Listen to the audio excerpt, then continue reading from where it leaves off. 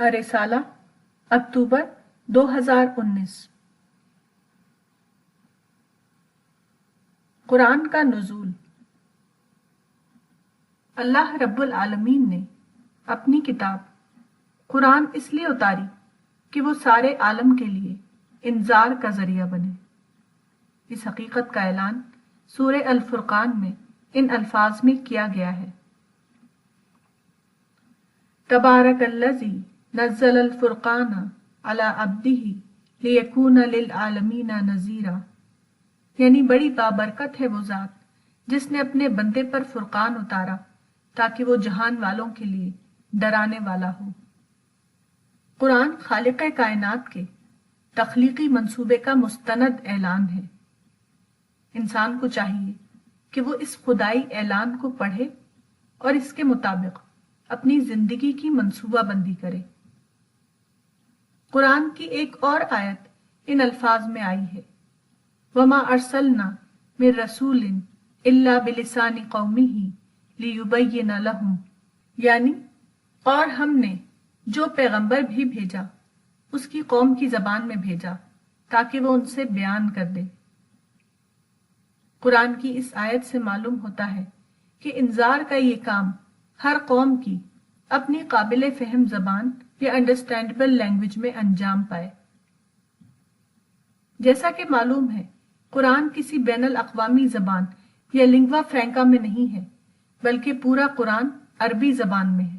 اس لیے ضروری ہے کہ قرآن کا ترجمہ ہر قوم کی اپنی معروف زبان یا انڈرسٹینڈیبل لینگویج میں کیا جائے، اور پھر کمیونیکیشن کے ذرائع کو استعمال کر کے اس کو تمام قوموں کے لیے قابل حصول بنایا جائے۔ 7ویں صدی عیسوی میں جب قرآن اترا تو اس زمانے میں پرنٹنگ پریس وجود میں نہیں آیا تھا۔ اس زمانے میں رسول اور اصحاب رسول قرآن کے عربی متن یا عربک ٹیکسٹ کے لیے مقری یا ریسائٹر بن گئے۔ بعد کے زمانے میں جبکہ دنیا میں ایج آف کمیونیکیشن آ چکا ہے، تو اب قرآن کو عالمی سطح پر پہنچانے کے لیے یہ کرنا ہوگا کہ قرآن کے متبعین یعنی امت محمدی اس کی عالمی اشاعت کے لیے ڈسٹریبیوٹر بن جائیں۔ یہ ایک ایسا فریضہ ہے جس کو اگر امت محمدی انجام نہ دے تو اس کا امت محمدی ہونا مشتبہ ہو جائے گا۔ تواصی بالحق تواصی بالصبر۔ قرآن کی سورہ العصر میں اہل ایمان کی صفت بتاتے ہوئے یہ الفاظ آئے ہیں: وَتَوَاصَوْا بِالْحَقِّ وَتَوَاصَوْا بِالصَّبْرِ، یعنی وہ ایک دوسرے کو حق کی نصیحت کرنے والے ہوتے ہیں اور وہ ایک دوسرے کو صبر کی نصیحت کرنے والے ہوتے ہیں۔ قرآن کی اس آیت میں حق سے مراد اہل ایمان کی داخلی صفت ہے، اور صبر سے مراد اہل ایمان کی وہ صفت ہے جس کا تعلق خارجی حالات سے ہے۔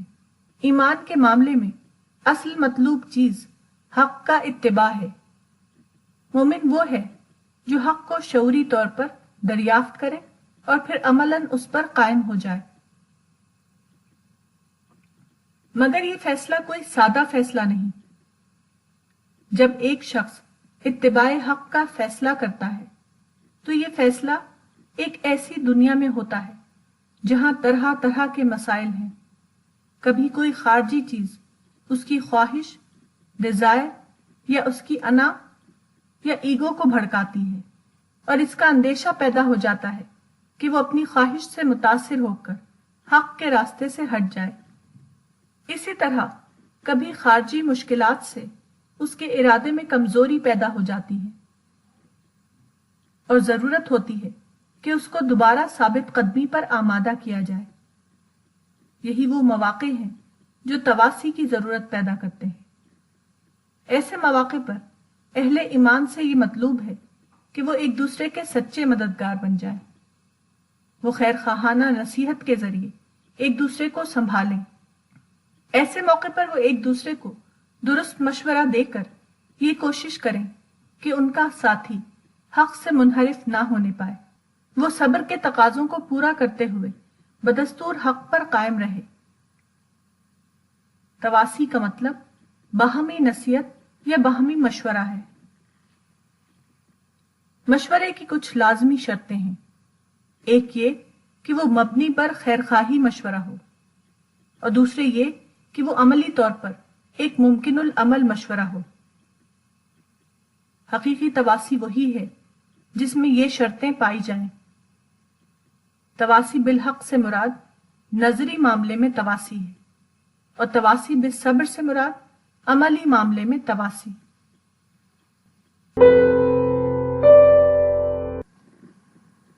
اولاد کے لیے بہتر عطیہ۔ اولاد کی تربیت کے سلسلے میں ایک حدیث رسول ان الفاظ میں آئی ہے: ایوب بن موسیٰ عن ابیہ عن جدہ ان رسول اللہ صلی اللہ علیہ وسلم قال ما نحل والد ولدا من نحل افضل من ادب حسن، جامع الترمذی۔ یعنی ایوب بن موسیٰ اپنے والد موسیٰ اور دادا ابن سعید سے نقل کرتے ہیں کہ رسول اللہ صلی اللہ علیہ وسلم نے فرمایا، کوئی باپ اپنے بیٹے کو نیک ادب اور صحیح تربیت سے بہتر کوئی تحفہ نہیں دیتا۔ اس سلسلے میں ایک اور حدیث کے الفاظ یہ ہیں: عن جابر بن سمرہ ان النبی صلی اللہ علیہ وسلم قال لأن يؤدب الرجل ولده او احدكم ولده خير له من ان يتصدق كل يوم بنصف ساع، مسند احمد۔ یعنی جابر بن سمرہ سے روایت ہے کہ رسول اللہ صلی اللہ علیہ وسلم نے کہا، کوئی آدمی اپنی اولاد کو ادب سکھائے یا تم میں سے کوئی اپنی اولاد کو، وہ اس سے بہتر ہے کہ آدمی ہر روز نصف سا صدقہ کرے۔ اس حدیث رسول میں دراصل فطرت کے ایک نظام کو بتایا گیا ہے۔ ہر انسان جو پیدا ہونے کے بعد اس دنیا سے کچھ سیکھتا ہے، وہ تجربہ یا ایکسپیرینس ہے۔ اس کے بعد وہ دنیا سے چلا جاتا ہے اور اس کی جگہ دوسرے لوگ آتے ہیں۔ فطرت کے اس نظام کا تقاضا ہے کہ ہر انسان کو چاہیے کہ وہ دنیا سے بہترین تجربات حاصل کرے اور پھر ان تجربات کو اپنے بعد والوں کے لیے منتقل کرتا رہے۔ اس طرح ہر آنے والی نسل اپنی اگلی نسل سے بہتر زندگی کا سبق سیکھتی رہے گی، اور اس طرح پوری انسانیت تربیت یافتہ نسل کی صورت اختیار کرتی رہے گی۔ فطرت کے اسی نظام کی ایک منظم صورت وہ ہے جس کو تعلیم کہا جاتا ہے۔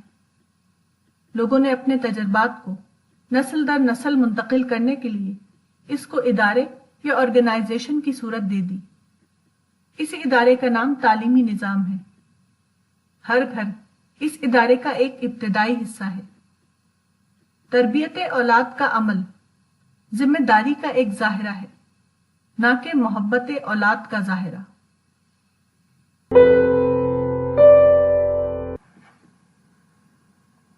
ایک پروفیسر کا واقعہ۔ دہلی کی ایک یونیورسٹی کے پروفیسر کا قصہ مجھے معلوم ہوا۔ وہ بہت سادہ زندگی گزارتے تھے۔ ان کے پاس سواری کے لیے ایک بائسیکل کے سوا کچھ اور نہ تھا۔ ان کے بچے جب بڑے ہوئے تو انہوں نے اپنے باپ سے کہا کہ اتنے دنوں سے آپ سروس کر رہے ہیں اور آپ کے پاس سواری کے لیے ایک بائسیکل کے سوا کچھ اور نہیں۔ حالانکہ یہاں دوسرے لوگوں کے پاس کار ہے جس پر وہ اور ان کی فیملی کے لوگ سواری کرتے ہیں۔ انہوں نے جواب دیا کہ میری عمر تو بائسیکل پر گزر گئی، اب اگر تم لوگ کار چاہتے ہو تو خود کما کر کار خرید لو، میں تو اپنے لائف سٹائل کو بدلنے والا نہیں ہوں۔ اس واقعے میں یہ سبق ہے کہ باپ کو اپنے بیٹے کے حق میں کیسا ہونا چاہیے۔ باپ کو یہ کرنا چاہیے کہ وہ سادہ زندگی گزارے، وہ قناعت کے اصول پر قائم رہے اور بیٹوں کو یہ موقع دے کہ وہ خود محنت کر کے اپنی آمدنی بڑھائیں۔ وہ اپنی کمائی سے کار خریدیں اور گھر بنائیں۔ باپ کو ایسا نہیں کرنا چاہیے کہ وہ بیٹے کے لیے کمائی کرے۔ بیٹے کی ترقی خود اپنی محنت کی کمائی سے ہوگی، نہ کہ باپ کی کمائی سے۔ جو باپ اپنے بیٹے کے ساتھ ایسا سلوک کرے، اس کے بیٹے کے اندر اپنے آپ اعلیٰ اخلاقی اوصاف پیدا ہوں گے، اس کے اندر محنت کا جذبہ پیدا ہوگا، اس کے اندر خود اعتمادی کی صفت پیدا ہوگی، وہ سادہ زندگی کی اہمیت کو سمجھے گا، وہ سماج کو دینے والے یا گیور ممبر بنے گا، نہ کہ لینے والا۔ اس کے اندر شکایت کی نفسیات نہیں پیدا ہوگی، بلکہ وہ مثبت نفسیات کا حامل انسان بن کر تیار ہوگا۔ اس کے اندر سادگی کی نفسیات پرورش پائے گی، جو کہ اعلیٰ اخلاقیات کی اصل ہے۔ ایسا انسان حقیقت پسند انسان بنے گا۔ ایسا انسان اپنے سماج کا پرابلم ممبر نہیں بنے گا، بلکہ وہ اپنے سماج کا مفید ممبر بنے گا۔ اچھا انسان اچھی تربیت سے بنتا ہے، نہ کہ لاڈ پیار یا پیمپرنگ کی کثرت سے۔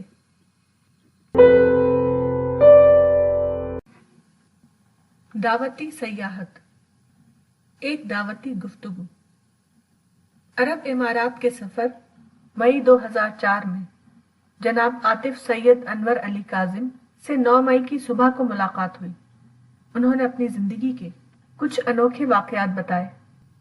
اپنا ایک تجربہ بتاتے ہوئے انہوں نے کہا کہ میرا ملنا جلنا دبئی کے ایک عیسائی سے تھا، وہ کسی قدر اسلام کی طرف مائل تھا۔ پھر انہوں نے کہا کہ میں ایک عالم سے ملا اور ان سے کہا کہ آپ میرے ساتھ چل کر اس عیسائی سے ملیں اور اس کی تالیف قلب کے طور پر آپ کی طرف سے اسے ایک تحفہ پیش کیا جائے۔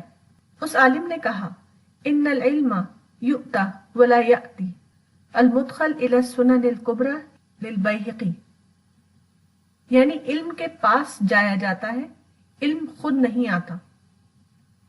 یہ قول دراصل امام مالک کا ہے۔ ایک مرتبہ عباسی خلیفہ ہارون الرشید نے چاہا تھا کہ امام مالک انہیں اپنی کتاب موطا سنانے کے لیے اس کے محل میں آئے، مگر امام مالک نے کہا کہ آپ کو میرے پاس آنا چاہیے، کیونکہ طالب کو چاہیے کہ وہ خود چل کر علم کے پاس جائے، نہ کہ علم اس کے پاس آئے۔ عاطف صاحب نے مذکورہ جملے کی تشریح کرتے ہوئے کہا کہ یہ اصول مسلمانوں کے لیے ہے، یہ اصول غیر مسلموں کے لیے نہیں ہے۔ انہوں نے کہا کہ غیر مسلم تک علم پہنچانا دراصل دعوت کا عمل ہے، اور دعوت ہمارا اپنا فریضہ ہے۔ جب ہم اسلام کا علم کسی غیر مسلم تک پہنچاتے ہیں تو ہم خود اپنا فریضہ انجام دیتے ہیں، اور فریضہ ادا کرنا خود اس کا کام ہے جس پر وہ چیز فرض ہو رہی ہے۔ یہ ایسا ہی ہے جیسے مجھے نماز کا فرض ادا کرنا ہے تو مجھے خود مسجد جانا پڑے گا، مسجد میرے پاس اٹھ کر نہیں چلی آئے گی۔ عاطف صاحب نے اس کے بعد تبلیغی جماعت کے بعض افراد سے رابطہ قائم کیا اور مذکورہ مسیحی کے بارے میں انہیں بتایا۔ وہ لوگ فوراً وہاں جانے کے لیے تیار ہو گئے، کیونکہ ان کے اندر پہلے ہی سے یہ مزاج تھا کہ دین کو چل کر پہنچانا چاہیے۔ چنانچہ تبلیغی جماعت کے 3 آدمی وہاں گئے۔ انہوں نے کچھ تحفہ، عطر، دعا کی کتاب اور کیسٹ اس عیسائی کو پیش کیا، اور اس سے نرمی اور محبت کے ساتھ بات کی اور اس کو دین کا ابتدائی پیغام پہنچایا۔ عاطف صاحب نے مزید بتایا کہ تبلیغی لوگوں کا طریقہ یہ ہے کہ وہ ایسے موقع پر کم از کم 3 آدمی کی جماعت بناتے ہیں۔ ان میں سے ایک امیر ہوتا ہے اور دوسرا متکلم اور تیسرا ذاکر۔ امیر گویا اس جماعت کا قائد ہوتا ہے، متکلم کا کام یہ ہے کہ وہ ضرورت کے وقت بات چیت کرے، ذاکر کا کام یہ ہے کہ وہ دل ہی دل میں اللہ کو یاد کرتا رہے اور دعا کرتا رہے کہ یہ مشن کامیاب ہو۔ یہ سن کر میں نے کہا کہ یہ طریقہ نہایت فطری ہے، وہ اسلام کی اسپرٹ کے عین مطابق ہے۔ حقیقت یہ ہے کہ مسلمانوں کی ہر مجلس میں یہی طریقہ اختیار کیا جانا چاہیے، اس طریقے کو مسلم کلچر کا ایک جز بن جانا چاہیے۔ عاطف صاحب نے ایک اور بات بتائی۔ انہوں نے کہا کہ حق کے دائی کے اندر 3 صفت ہونی چاہیے۔ یہ 3 صفتیں انہوں نے قرآن کی ایک آیت سے اخذ کی ہیں۔ وہ آیت یہ ہے، وَمَنْ أَحْسَنُ قَوْلًا مِمَّنْ دَعَا إِلَى اللَّهِ وَعَمِلَ صَالِحًا وَقَالَ إِنَّنِي مِنَ الْمُسْلِمِينَ، یعنی اور اس سے بہتر کس کی بات ہوگی جس نے اللہ کی طرف بلایا اور نیک عمل کیا اور کہا کہ میں فرما برداروں میں سے ہوں۔ انہوں نے کہا کہ داعی کے اندر پہلی مطلوب صفت یہ ہے کہ دعوتی کام پر مکمل یقین ہو، اور دوسرا یہ کہ جو چیز داعی دوسروں کو بتا رہا ہے وہ خود بھی اس پر عمل کرنے والا ہو۔ تیسرا یہ کہ آدمی کے اندر تواضع یا ہمبلنس کی صفت پائی جائے۔ ایک سچے داعی کے اندر یہ 3 صفتیں ہونی چاہیے۔ میں نے کہا کہ آپ کا یہ خیال بالکل درست ہے، یہی مزاج پوری امت میں ہونا چاہیے۔ دعوت کا ایک طریقہ۔ ایک غیر مسلم سے ملاقات ہوئی، ان سے میں نے روحانیت کے انداز میں کچھ باتیں کہیں۔ وہ میری باتوں کو سن کر متاثر نظر آئے۔ انہوں نے کہا کہ میں سچائی کا متلاشی یا سیکر ہوں۔ میں نے کہا کہ آپ کو میں ایک دعا بتاتا ہوں، آپ اس کو پابندی کے ساتھ روزانہ پڑھیں۔ پھر میں نے یہ قرآنی دعا ایک کاغذ پر لکھی اور اس کو انہیں دیا۔ میں نے کہا کہ آپ اس دعا کو روزانہ پڑھیں۔ وہ دعا یہ تھی، ربی انی لما انزلتا الی من خیر فقیر، یعنی خدایا جو خیر تو نے میری طرف اتارا میں اس کا محتاج ہوں۔ انہوں نے کہا کہ میں اس دعا کو روزانہ پڑھوں گا۔ Media reporting. عرب امارات کے سفر میں ایک مسئلے کی وضاحت کرتے ہوئے میں نے کہا کہ جب بھی کوئی اصلاح کا کام کیا جائے، خاص طور پر جبکہ وہ گہری بنیادوں پر کیا جا رہا ہو، تو میڈیا میں اس کا چرچا یقینی ہے۔ میڈیا کے مزاج کے مطابق یہ چرچا تقریباً ہمیشہ منفی انداز سے ہوتا ہے۔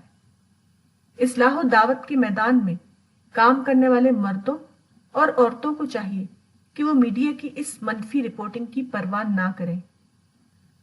منفی رپورٹنگ کے اندیشے کی بنا پر وہ ایسا نہ کریں کہ میڈیا سے اعراض کرنے لگیں۔ حقیقت یہ ہے کہ اس دنیا میں ہر مائنس پوائنٹ کا ایک پلس پوائنٹ ہوتا ہے۔ یہی حال میڈیا کا بھی ہے۔ میڈیا کی ناقص رپورٹنگ پھر بھی ایک مفید کام کرتی ہے، اور وہ آپ کے کام کی پبلسٹی ہے۔ پبلسٹی کے بغیر کوئی بھی کام آگے نہیں بڑھ سکتا۔ پبلسٹی لوگوں کے اندر تجسس پیدا کرتی ہے، اور تجسس پیغام کی اشاعت کا ذریعہ بنتا ہے۔ عصری اسلوب میں اسلامی لٹریچر۔ عصری اسلوب میں اسلامی لٹریچر کا مطلب ہے عصری ذہن کے لیے اسلام کو قابل فہم یا انڈرسٹینڈیبل بنانا۔ مثلا بنگلور کے روزنامہ سالار کے شمارے 26 جولائی 2005 میں پہلے صفحے پر ایک خبر شائع ہوئی تھی، جس میں بتایا گیا تھا کہ مسلم علماء کے ایک وفد کو خطاب کرتے ہوئے یہاں کے پولیس کمشنر اجے کمار نے کہا کہ آپ کو چاہیے کہ جمعے کے خطبے میں نئی نسل، خصوصاً نوجوان طبقے کو آپ ایسا پیغام دیں کہ ان نوجوانوں میں خود اعتمادی، وطن پرستی اور ایک اچھا شہری بننے کا جذبہ پیدا ہو جائے۔ وہ اپنی زندگی صرف تعمیری کاموں ہی میں صرف کریں اور کسی طرح کے منفی جذبات ان کے اندر پیدا نہ ہوں۔ اس خبر کو لے کر بنگلور کے سفر میں محمد ضیاء صاحب نے کہا کہ میں جمعے کی نماز باقاعدہ طور پر مسجد میں ادا کرتا ہوں اور ہر ہفتے جمعے کے خطبات سنتا ہوں۔ اسی کے ساتھ میں مسلم علماء کی تقریروں میں بھی شرکت کرتا ہوں۔ میں نے پایا کہ کمشنر صاحب نے مسلم علماء سے جو کام کرنے کے لیے کہا ہے وہ کام بالفعل ہو رہا ہے۔ مسلم علماء برابر مسلم نوجوانوں کے سامنے قرآن و حدیث کے حوالے سے بہت سی باتیں بتاتے رہتے ہیں، مگر نوجوانوں پر اس کا کوئی اثر نہیں ہوتا۔ ایسی حالت میں اصل سوال یہ ہے کہ مزید کیا کیا جائے، کیونکہ جہاں تک کمشنر صاحب کے مشورے کا تعلق ہے وہ تو علماء پہلے ہی سے انجام دے رہے ہیں۔ انہوں نے پوچھا کہ علماء کی تقریریں بے اثر کیوں ہو رہی ہیں۔ میں نے کہا کہ یہ علماء جو باتیں کرتے ہیں وہ روایتی زبان میں ہوتی ہیں۔ روایتی زبان اپنا اثر کھو چکی ہے۔ اب ضرورت ہے کہ زمانہ حاضر کی زبان میں لوگوں کو اسلام کا مثبت پیغام پہنچایا جائے۔ میں نے مثال دیتے ہوئے کہا کہ علماء عرصے سے یہ کہتے رہے ہیں کہ اسلام کے خاندانی نظام میں مرد کو قوام یا حاکم کا درجہ دیا گیا ہے، मगर जदीद तालीम याफ्ता खवातीन इस पर मनफी रद्द अमल का इजहार करती रही हैं।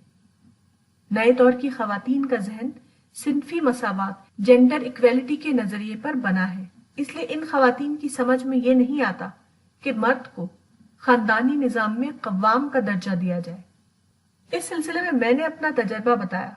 मैंने कहा कि जदीद तालीम याफ्ता खवातीन मुस्लिम और गैर मुस्लिम दोनों के दरमियान मुझे बार बार खिताब करने का मौका मिला। खवातीन अक्सर कव्वामियत के नजरिए पर एतराज करती थीं। मैंने लफ्ज बदलकर कव्वाम की जगह बॉस का लफ्ज इस्तेमाल किया। मैंने कहा कि हर इदारे और हर दफ्तर को मुनज़्ज़म तौर पर चलाने के लिए एक बॉस होता है। कारकुन खवातीन अपने दफ्तरों में इस बॉस को पूरी तरह तस्लीम करती हैं। इसी तरह मर्द घर का बॉस है। फिर इसलिए एतराज क्यों? Bossism is a universal principal and home is not an exception. मैंने अपने तजर्बे में पाया कि जदीद तालीम याफ्ता खवातीन को जब मैं बॉस की इस्तिलाह में इसको बताता हूं तो वो फौरन इसको मान लेती हैं। हमारे उलमा को चाहिए कि वो जदीद उलूम सीखें और वक्त के उसलूब में इस्लाम की तालीमात पेश करें। इसके बगैर मुस्लिम नौजवानों में कोई हकीकी तब्दीली नहीं हो सकती। खुदाई हिदायत की जरूरत। एक साहब ने कहा कि हमको खुदा की हिदायत की क्या जरूरत, हमारा जमीर हमको बताता रहता है। अगर हम अपनी जमीर की आवाज पर चलें तो वही निजात के लिए काफी है। मैंने कहा कि जमीर कोई काबिल एतमाद जरिया नहीं, इसलिए कि दुनिया की जिंदगी में बार बार आदमी के ऊपर जाती इंटरेस्ट गालिब आ जाता है। मुख्तलिफ मादी मसलहतों की बिना पर आदमी अपने जमीर के खिलाफ चलने लगता है। आदमी की ये रविश उसके जमीर को धीरे धीरे बेहिस बना देती है। उसकी हसासियत या खत्म हो जाती है या कमजोर पड़ जाती है। इसलिए जरूरी है कि आदमी के पास जमीर के अलावा कोई अटल रहनुमाई मौजूद हो। ये रहनुमाई खुदा के सिवा कोई और नहीं दे सकता। रूहानियत और मजहब। एक तालीम याफ्ता हिंदू से मुलाकात हुई। उन्होंने कहा कि रूहानियत दरअसल मजहब का आला दर्जा है। अब दुनिया में मजहब का दौर खत्म हो रहा है। अब सारी दुनिया में रूहानियत का दौर आ रहा है। मैंने कहा, असल बात यह है कि आपकी ये बात रिवाजी मजहब के लिए दुरुस्त है। आम रिवाज में जिस चीज को मजहब कहा जाता है वो दरअसल मजहब का जाहिरी फॉर्म है। जहां तक मजहब की असल स्पिरिट का ताल्लुक है वो वही है जिसको रूहानियत कहा जाता है। रूहानियत मजहब का आला दर्जा नहीं, रूहानियत मजहब की असल स्पिरिट है। मजहब आदमी को मादी सतह से उठाकर आला फिक्री सतह पर पहुंचा देता है। इसी का नाम रूहानियत है। हैवानात जिस्मानी सतह पर जीते हैं। इंसान का इम्तियाज ये है कि वो रूह की सतह पर जीने लगे।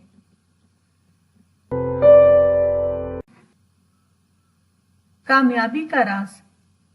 एक साहब ने सवाल किया कि जिंदगी की कामयाबी का राज क्या है। उन्होंने कहा कि अगर हम अखलाकी कदरों और इंसानी उसूलों के मुताबिक जिंदगी गुजारें तो हम कामयाबी हासिल कर सकते हैं। मैंने कहा कि इंसान की जिंदगी के दो मरहले हैं। एक है मौत से पहले की आर्जी जिंदगी और दूसरा है मौत के बाद की अबदी जिंदगी। आप जो तरीके बता रहे हैं हो सकता है कि वो इंसान को आर्जी जिंदगी में बज़ाहिर कामयाब कर दे, मगर मौत के बाद की अबदी जिंदगी में इस किस्म की कामयाबी किसी के लिए मददगार बनने वाली नहीं। मौत के बाद की जिंदगी को कामयाब बनाने के लिए ये जानना होगा कि उसके लिए खालिक का क्रिएशन प्लान क्या है। तमाम मज़ाहिब सच्चे हैं। कुछ हिंदू हजरात से मुलाकात हुई। उन्होंने कहा कि हमारा मानना यह है कि तमाम मजहब सच्चे हैं। आदमी जिस मजहब की भी पैरवी करे वो निजात पा जाएगा। उन्होंने कहा कि रास्ते जुदा हो सकते हैं मगर मंजिल एक है। मैंने कहा कि एक तसर्रुफ के साथ آپ کی بات درست ہے، وہ یہ کہ تمام مذاہب سچے تھے، مگر بات کو ہر مذہب کے اندر تبدیلیاں ہو گئیں۔ اب صرف قرآن غیر محرف حالت میں ہے، بقیہ تمام مذہبی کتابیں تحریف کی بنا پر غیر مستند ہو چکی ہیں۔ اس لیے اصولی طور پر ہر مذہب کی ابتدائی صداقت کو مانتے ہوئے میں کہوں گا کہ اب قابل تقلید کتاب صرف قرآن ہے۔ اب نجات کا دار و مدار صرف قرآن کی اتباع پر ہے۔ یہ اس لیے نہیں کہ قرآن افضل کتاب ہے، بلکہ اس لیے کہ قرآن دوسری مذہبی کتابوں کے مقابلے میں محفوظ اور مستند حالت میں موجود ہے۔ قومی ذہن، دعوتی ذہن۔ موجودہ زمانے میں دعوتی نقطہ نظر سے سب سے بڑا حادثہ یہ پیش آیا ہے کہ قومی شکایتوں کو لے کر مسلمان تمام دنیا کو اپنا دشمن سمجھنے لگے۔ ہندو، یہودی، عیسائی، امریکن، یورپین، سب کے سب مسلمانوں کو اپنے دشمن نظر آتے ہیں۔ ان کو دکھائی دیتا ہے کہ یہ سب لوگ مسلمانوں کے خلاف سازش میں مشغول ہیں۔ اس منفی سوچ کا نتیجہ یہ ہوا کہ انسانیت عامہ مسلمانوں کا کنسرن نہ رہی۔ اسلام کی حقیقی تعلیمات ایک مومن کو انسان فرینڈلی بناتی ہیں۔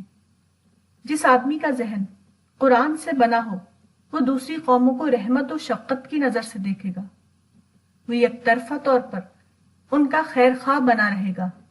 اسی کا نام مثبت ذہن ہے۔ یہ مثبت ذہن جب مسلمانوں میں ہو تو اس کے نتیجے میں ان کے اندر حوصلہ اور آفاقیت پیدا ہوگی، وہ ہر شعبے میں کامیاب رہیں گے۔ اسی کے ساتھ ان کا یہ مثبت ذہن دعوت کے عمل کو تیز تر کرنے میں معاون بنے گا۔ ڈیبیٹ، دعوت۔ ایک صاحب کے سوال کا جواب دیتے ہوئے میں نے کہا کہ آرٹ آف تھنکنگ کا سب سے بڑا راز یہ ہے کہ آپ ایک چیز اور دوسری چیز کے فرق کو جانیں۔ مثال کے طور پر آپ لوگ اکثر ڈیبیٹ کو دعوت کہتے ہیں، حالانکہ ڈیبیٹ اور دعوت میں بنیادی فرق ہے۔ ڈیبیٹ اپنے مقابل میں دوسرے کو زیر کرنے کے لیے ہوتا ہے۔ ڈیبیٹ دراصل ایک قسم کی تقریری پہلوانی ہے۔ اس کے مقابلے میں دعوت ایک درد مندانہ عمل ہے۔ دعوت کا مقصد یہ ہوتا ہے کہ فریق ثانی کو دل سوزی کے انداز میں سچائی کا پیغام پہنچایا جائے تاکہ وہ اسے اپنے دل کی بات سمجھے اور اس کو قبول کر لے۔ ڈیبیٹ یا مناظرہ اور دعوت دونوں کے نتائج ایک دوسرے سے بالکل مختلف ہیں۔ ڈیبیٹ سے ڈیبیٹر کے اندر فخر کا جذبہ پیدا ہوتا ہے اور دوسری طرف فریق ثانی کے اندر وہ نفرت کا جنگل اگاتا ہے۔ ڈیبیٹ اپنے نتیجے کے اعتبار سے دعوت کا قاتل ہے۔ دعوت کا معاملہ اس سے بالکل مختلف ہے۔ دعوت دراصل محبت و شفقت کا اظہار ہے۔ وہ داعی کے اندر احساس ذمہ داری کو جگاتی ہے اور دوسری طرف مدعو کے اندر یہ احساس پیدا کرتی ہے کہ وہ اپنے اندر نظر ثانی کرے اور سچائی کا متلاشی بن جائے، یہاں تک کہ سچائی کو اپنا کر وہ خدا کے ان بندوں میں شامل ہو جائے جن سے خدا قیامت میں راضی ہوگا۔ اسلام پر اعتراض کا جواب۔ ایک صاحب نے معترضین اسلام کا سروے کر کے 60 سوالات بنائے تھے۔ انہوں نے یہ سوالات مجھ کو لکھ کر دیے۔ انہوں نے کہا کہ آپ ان سوالات کا جواب تیار کر دیں تو ہم ان کو شائع کر کے بڑی تعداد میں پھیلائیں گے تاکہ اسلام کے خلاف غلط فہمیاں ختم ہوں۔ میں نے کہا کہ یہ کوئی صحیح طریقہ نہیں۔ یہ سوالات ہمیشہ سنی سنائی باتوں پر ہوتے ہیں، وہ کسی گہری سوچ کا نتیجہ نہیں ہوتے۔ یہی وجہ ہے کہ لوگ سوال کا جواب دیتے رہتے ہیں مگر اسلام کے خلاف غلط فہمیاں ختم نہیں ہوتی۔ صحیح بات یہ ہے کہ لوگوں کے اندر آرٹ آف تھنکنگ پیدا کی جائے، لوگوں کو صحیح طرز پر سوچنے والا بنایا جائے۔ اس کے بعد لوگ خود ہی ہر سوال کا جواب پا لیں گے۔ فطرت کو موقع دینا۔ 29 نومبر 2003 کو ناگپور سے دہلی کے لیے میں آندھرا پردیش ایکسپریس کے ذریعے سفر کر رہا تھا۔ میرے کیبن میں ایک ریلوے افسر سفر کر رہے تھے۔ ابتدا میں وہ مجھ سے بالکل بے تعلق رہے، بظاہر ایسا محسوس ہوتا تھا کہ وہ ایک مغرور آدمی ہے، مگر جب انہوں نے مجھ کو قریب سے دیکھا اور میری چند باتیں سنی تو وہ بالکل بدل گئے اور مجھ سے نہایت تواضع کے ساتھ پیش آنے لگے۔ مدعو کی رعایت۔ ایک اور سوال کی وضاحت کرتے ہوئے میں نے کہا کہ دعوتی کام کرنے کے لیے ہم نے بہت سے بروشر اور پمفلٹ انگریزی زبان میں شائع کیے ہیں۔ یہ اس لیے ہیں کہ آپ اور دوسرے تمام لوگ ان کو حاصل کر کے اپنے اپنے حلقے میں پھیلائیں۔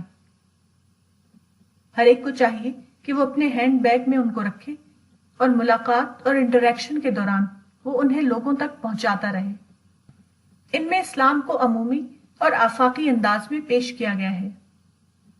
ہم نے دیکھا کہ مسلمانوں کی تیار کی ہوئی تمام کتابیں شعوری یا غیر شعوری طور پر مسلمانوں کے ذہن کو سامنے رکھ کر لکھی گئی ہیں، اس لیے وہ غیر مسلموں کے ذہن کو ایڈریس نہیں کرتی۔ ہم نے ان کتابچوں کو عمومی انسانی انداز میں تیار کیا ہے تاکہ ہر ایک اس میں سے اپنے تجسس کا جواب پا سکے۔ یہ کتابیں مختصر ہونے کی بنا پر ایسی ہیں کہ آدمی فوراً ہی ان کو پڑھ لے۔ ختم نبوت کا مطلب۔ ایک موقع پر میں نے ایک حدیث کی وضاحت کی۔ رسول اللہ صلی اللہ علیہ وسلم نے فرمایا کہ میرے اوپر نبوت ختم ہو گئی، میرے بعد کوئی اور نبی آنے والا نہیں۔ مسند احمد۔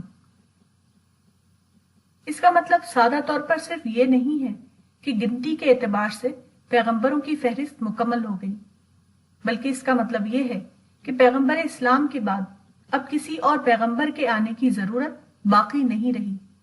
وہ اسباب ختم ہو گئے جس کی وجہ سے بار بار پیغمبر بھیجے جاتے تھے۔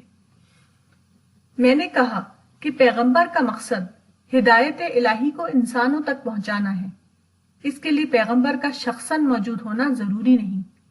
اگر ایک ایسا گروہ موجود ہو جو پیغمبر کے نمائندے کی حیثیت سے امر حق لوگوں تک پہنچاتا رہے تو ایسی حالت میں پیغمبر مبعوث نہیں کیا جائے گا۔ پیغمبر اسلام کے بعد تاریخ میں پہلی بار ایسا ہوا کہ خدا کا کلام قرآن اپنی اصلی حالت میں مکمل طور پر محفوظ ہو گیا۔ یہ حفاظت اس بات کی ضمانت بن گئی کہ ہر نسل میں اور ہر زمانے میں ایسے افراد موجود رہیں جو ہدایت الہی کی صحیح معرفت حاصل کر کے اسے دوسروں تک پہنچائیں۔ پیغمبر آخر الزماں سے پہلے اس قسم کی ضمانت موجود نہ تھی، اس لیے بار بار پیغمبر بھیجے جاتے رہے۔ سفر میں دعوت۔ ایک مجلس میں نے بتایا کہ موجودہ زمانے میں سفر دعوت کا بہترین ذریعہ ہے۔ اس سلسلے میں نے مولانا محمد زکوان ندوی کا ایک تجربہ بتایا۔ یہ تجربہ ان کے بیان کے مطابق یہ ہے۔ جون 2005 کو میں نے دہلی اور لکھنؤ کے درمیان ایک سفر کیا۔ یہ سفر گومتی ایکسپریس کے ذریعے ہوا۔ جب میں اپنی ڈائری لکھ رہا تھا تو میرے ہم سفر مسٹر ہریش نے سوال کیا، آپ کیا لکھ رہے ہیں؟ میں نے کہا ڈائری۔ اس طرح بات چیت شروع ہوئی۔ پھر میں نے انہیں گڈ برڈ بکس سے چھپے ہوئے ہندی اور انگریزی کے کچھ دعوتی پمفلٹس دیے۔ اس کو انہوں نے پڑھا، وہ ان سے کافی متاثر ہوئے اور انہوں نے کہا کہ میں آپ لوگوں سے ملنے آؤں گا۔ مسٹر ہریش دہلی کے ایک ٹی وی چینل آنکھوں دیکھی کے نمائندہ ہیں۔ انہوں نے کہا کہ آپ کو جب بھی کوئی پروگرام کرنا ہو فون کیجئے، میں اپنی ٹیم کے ساتھ آؤں گا اور پروگرام ریکارڈ کر کے نشر کروں گا۔ دوسری سیٹ پر بیٹھے ہوئے ایک صاحب مسٹر شنکر راونیار نے بھی بڑھ کر ایک پمفلٹ لیا اور اس کو پڑھنے کے بعد کہا، بہت اچھا لکھا ہے مگر اس میں کچھ کٹر پنتھ ہے۔ میں نے کہا کہ پمفلٹ میں لکھی ہوئی کوئی ایک بات بتائیے جس سے آپ نے یہ جانا کہ اس میں کٹر پنتھ ہے۔ اس پر وہ خاموش ہو گئے۔ پھر انہوں نے کہا کہ اسلام میں 4 شادی کا حکم ہے جس کی کوئی لاجک میری سمجھ میں نہیں آتی۔ میں نے کہا آپ کی عمر مجھ سے بہت زیادہ ہے، آپ مجھے کسی ایک مسلم فیملی کا نام بتائیے جس نے 4 شادیاں کی ہوں۔ تھوڑی دیر خاموش رہنے کے بعد انہوں نے کہا، میرے علم میں تو ایسا کوئی آدمی نہیں۔ میں نے کہا جو چیز عملاً موجود نہیں اس میں الجھنے کی ضرورت کیا ہے؟ تھوڑی دیر گفتگو کرنے کے بعد وہ دوسرے پمفلٹ دیکھنے لگے۔ پھر کافی اختلاط شروع ہو گیا اور کئی لوگوں نے سوالات شروع کر دیے۔ مسٹر شنکر اورنیار نے ہندی کتابچہ سفلتا کی سوتر پڑھا۔ اس کا لکھنے والا تو بڑا گیانی معلوم ہوتا ہے۔ وہ کافی متاثر ہوئے۔ انہوں نے کہا کہ اس رائٹر سے تو ملنا چاہیے، میں ضرور دہلی آ کر ان سے ملوں گا اور آشیرواد لوں گا۔ 2 غیر مسلم خواتین نے بھی دوسرے ہندی انگریزی پمفلٹس کے علاوہ سفلتا کے سوتر دیکھا اور بہت پسند کیا۔ میں نے پوچھا کہ آپ نے اس کتابچے سے کیا سیکھا؟ انہوں نے کہا کہ مجھے اس سے حوصلہ ملا اور میں نے سیکھا کہ آدمی کو کسی حال میں بھی اپنا حوصلہ نہیں کھونا چاہیے۔ دوران گفتگو بہت سے لوگوں نے شوق سے CPS کے کتابچے لیے۔ ایک صاحب مسٹر ہریش کمار پنجاب اپنی سیٹ سے اٹھ کر میرے پاس آئے اور کچھ کتابچے حاصل کیے۔ میں نے ان سے کچھ باتیں کی اور پوچھا کہ آپ کیا کرتے ہیں؟ انہوں نے کہا کہ میں نغمے گاتا ہوں۔ میں نے کہا کہ سچا نغمہ ایک خدائی نغمہ ہے، آپ سچے نغمے گائیے۔ اس پر وہ مسکرائے اور کتابچے لے کر اپنی فیملی کے ساتھ بیٹھ گئے۔ تھوڑی دیر کے بعد میرے پاس آئے اور کہا میں آپ سے مل کر بہت خوش ہوا، آپ نے تو میری آنکھیں کھول دیں، مجھے آپ سے محبت محسوس ہو رہی ہے۔ آپ براہ کرم میری اس کتاب پر اردو میں میرا نام اور اپنا فون نمبر لکھ دیں۔ میں نے کہا آپ اردو جانتے ہیں؟ انہوں نے کہا کہ نہیں، بس آپ کی یادگار ہو جائے گی۔ دوران سفر ان حضرات سے دعوتی انداز میں باتیں ہوتی رہیں۔ اس طرح 9 گھنٹے کا یہ سفر خدا کے فضل سے ایک دعوتی سفر بن گیا۔ اپنی منزل پر پہنچنے کے بعد ان لوگوں نے کہا آپ کا بہت بہت شکریہ کہ آپ کی وجہ سے ہمارا سفر بہت اچھا گزرا۔ اس سفر میں ہمیں سچائی ملی، یہ سفر ہمارے لیے ایک تاریخی سفر بن گیا۔ یہ تجربہ بتاتا ہے کہ موجودہ زمانے میں دعوت کے امکانات کتنے بڑھ گئے ہیں۔ سفر اور دوسرے مواقع پر ایسا ہوتا ہے کہ بار بار لوگوں سے ملاقاتیں ہوتی ہیں۔ اگر آدمی کے اندر داعیانہ ذہن موجود ہو تو وہ ان ملاقاتوں کو کامیابی کے ساتھ دعوت کے لیے استعمال کر سکتا ہے۔ دعوتی مزاج، فقہی مزاج۔ 17 جولائی 2005 کو اتوار کا اسپریچول کلاس 1 نظام الدین ویسٹ مارکیٹ میں تھا۔ یہاں بلڈنگ کے ایک فلور کو خالی کر کے اس کو ایک ہال کی صورت میں اثر نو بنایا گیا ہے۔ یہ فلور اب انشاءاللہ کسی خاص مقصد کے لیے استعمال ہوگا۔ اس اسپریچول کلاس میں عورت اور مرد دونوں ایک ہال میں بیٹھے ہوئے تھے۔ آج کی ملاقات میں اس پر ایک صاحب نے اعتراض کیا کہ وہاں عورت اور مرد دونوں ایک ہال میں بیٹھے ہوئے تھے۔ ان کا کہنا تھا کہ عورتوں کے لیے ایک علیحدہ کمرہ مخصوص ہونا چاہیے تھا۔ یہ صاحب خود بھی 17 جولائی کے اس پروگرام میں شریک۔ حقیقت یہ ہے کہ معاملے کو دیکھنے کے 2 مختلف زاویے ہیں، ایک ہے فقہی زاویہ اور دوسرا ہے دعوتی زاویہ۔ فقہی نقطہ نظر سے آپ کی بات درست ہو سکتی ہے، مگر دعوتی مصلحت کے اعتبار سے یہاں دیکھیں تو جو ہو رہا ہے وہی آپ کو درست نظر آئے گا۔ آپ چونکہ دعوتی کام نہیں کر رہے ہیں، اس لیے آپ اس قسم کی رائے کا اظہار کر رہے ہیں۔ اگر آپ اعلیٰ تعلیم یافتہ طبقے میں دعوتی کام کریں تو آپ کی سمجھ میں آئے گا کہ یہاں جو ہو رہا ہے عملی طور پر وہی درست ہے۔ یہ دراصل تالیف قلب کا مسئلہ ہے، اور تالیف قلب کی اہمیت کو صرف دائی انسان سمجھ سکتا ہے۔ تالیف قلب کی اہمیت اسلام میں بہت زیادہ ہے، اسی لیے زکوٰۃ کی 8 مدوں میں سے ایک مد تالیف قلب کی ہے۔ تالیف قلب سے مراد وہی چیز ہے جس کو دل جوئی کہا جاتا ہے۔ اس کا مقصد یہ ہے کہ لوگوں کے دلوں کو نرم کیا جائے تاکہ وہ کھلے ذہن کے ساتھ اسلام پر غور و فکر کر سکیں۔ تالیف قلب دراصل ایک دعوتی ضرورت ہے۔ تالیف قلب کا مقصد یہ ہے کہ دعوت کے موافق ماحول بنایا جائے۔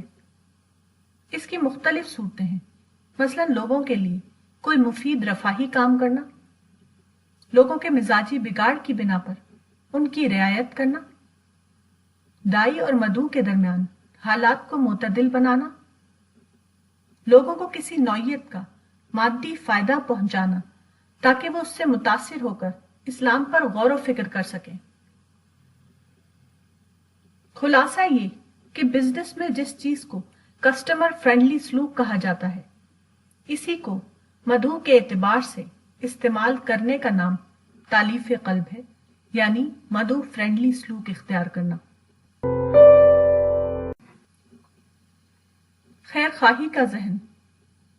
ایک سوال یہ تھا کہ غیر مسلموں میں اسلام کا پیغام کیسے پہنچایا جائے۔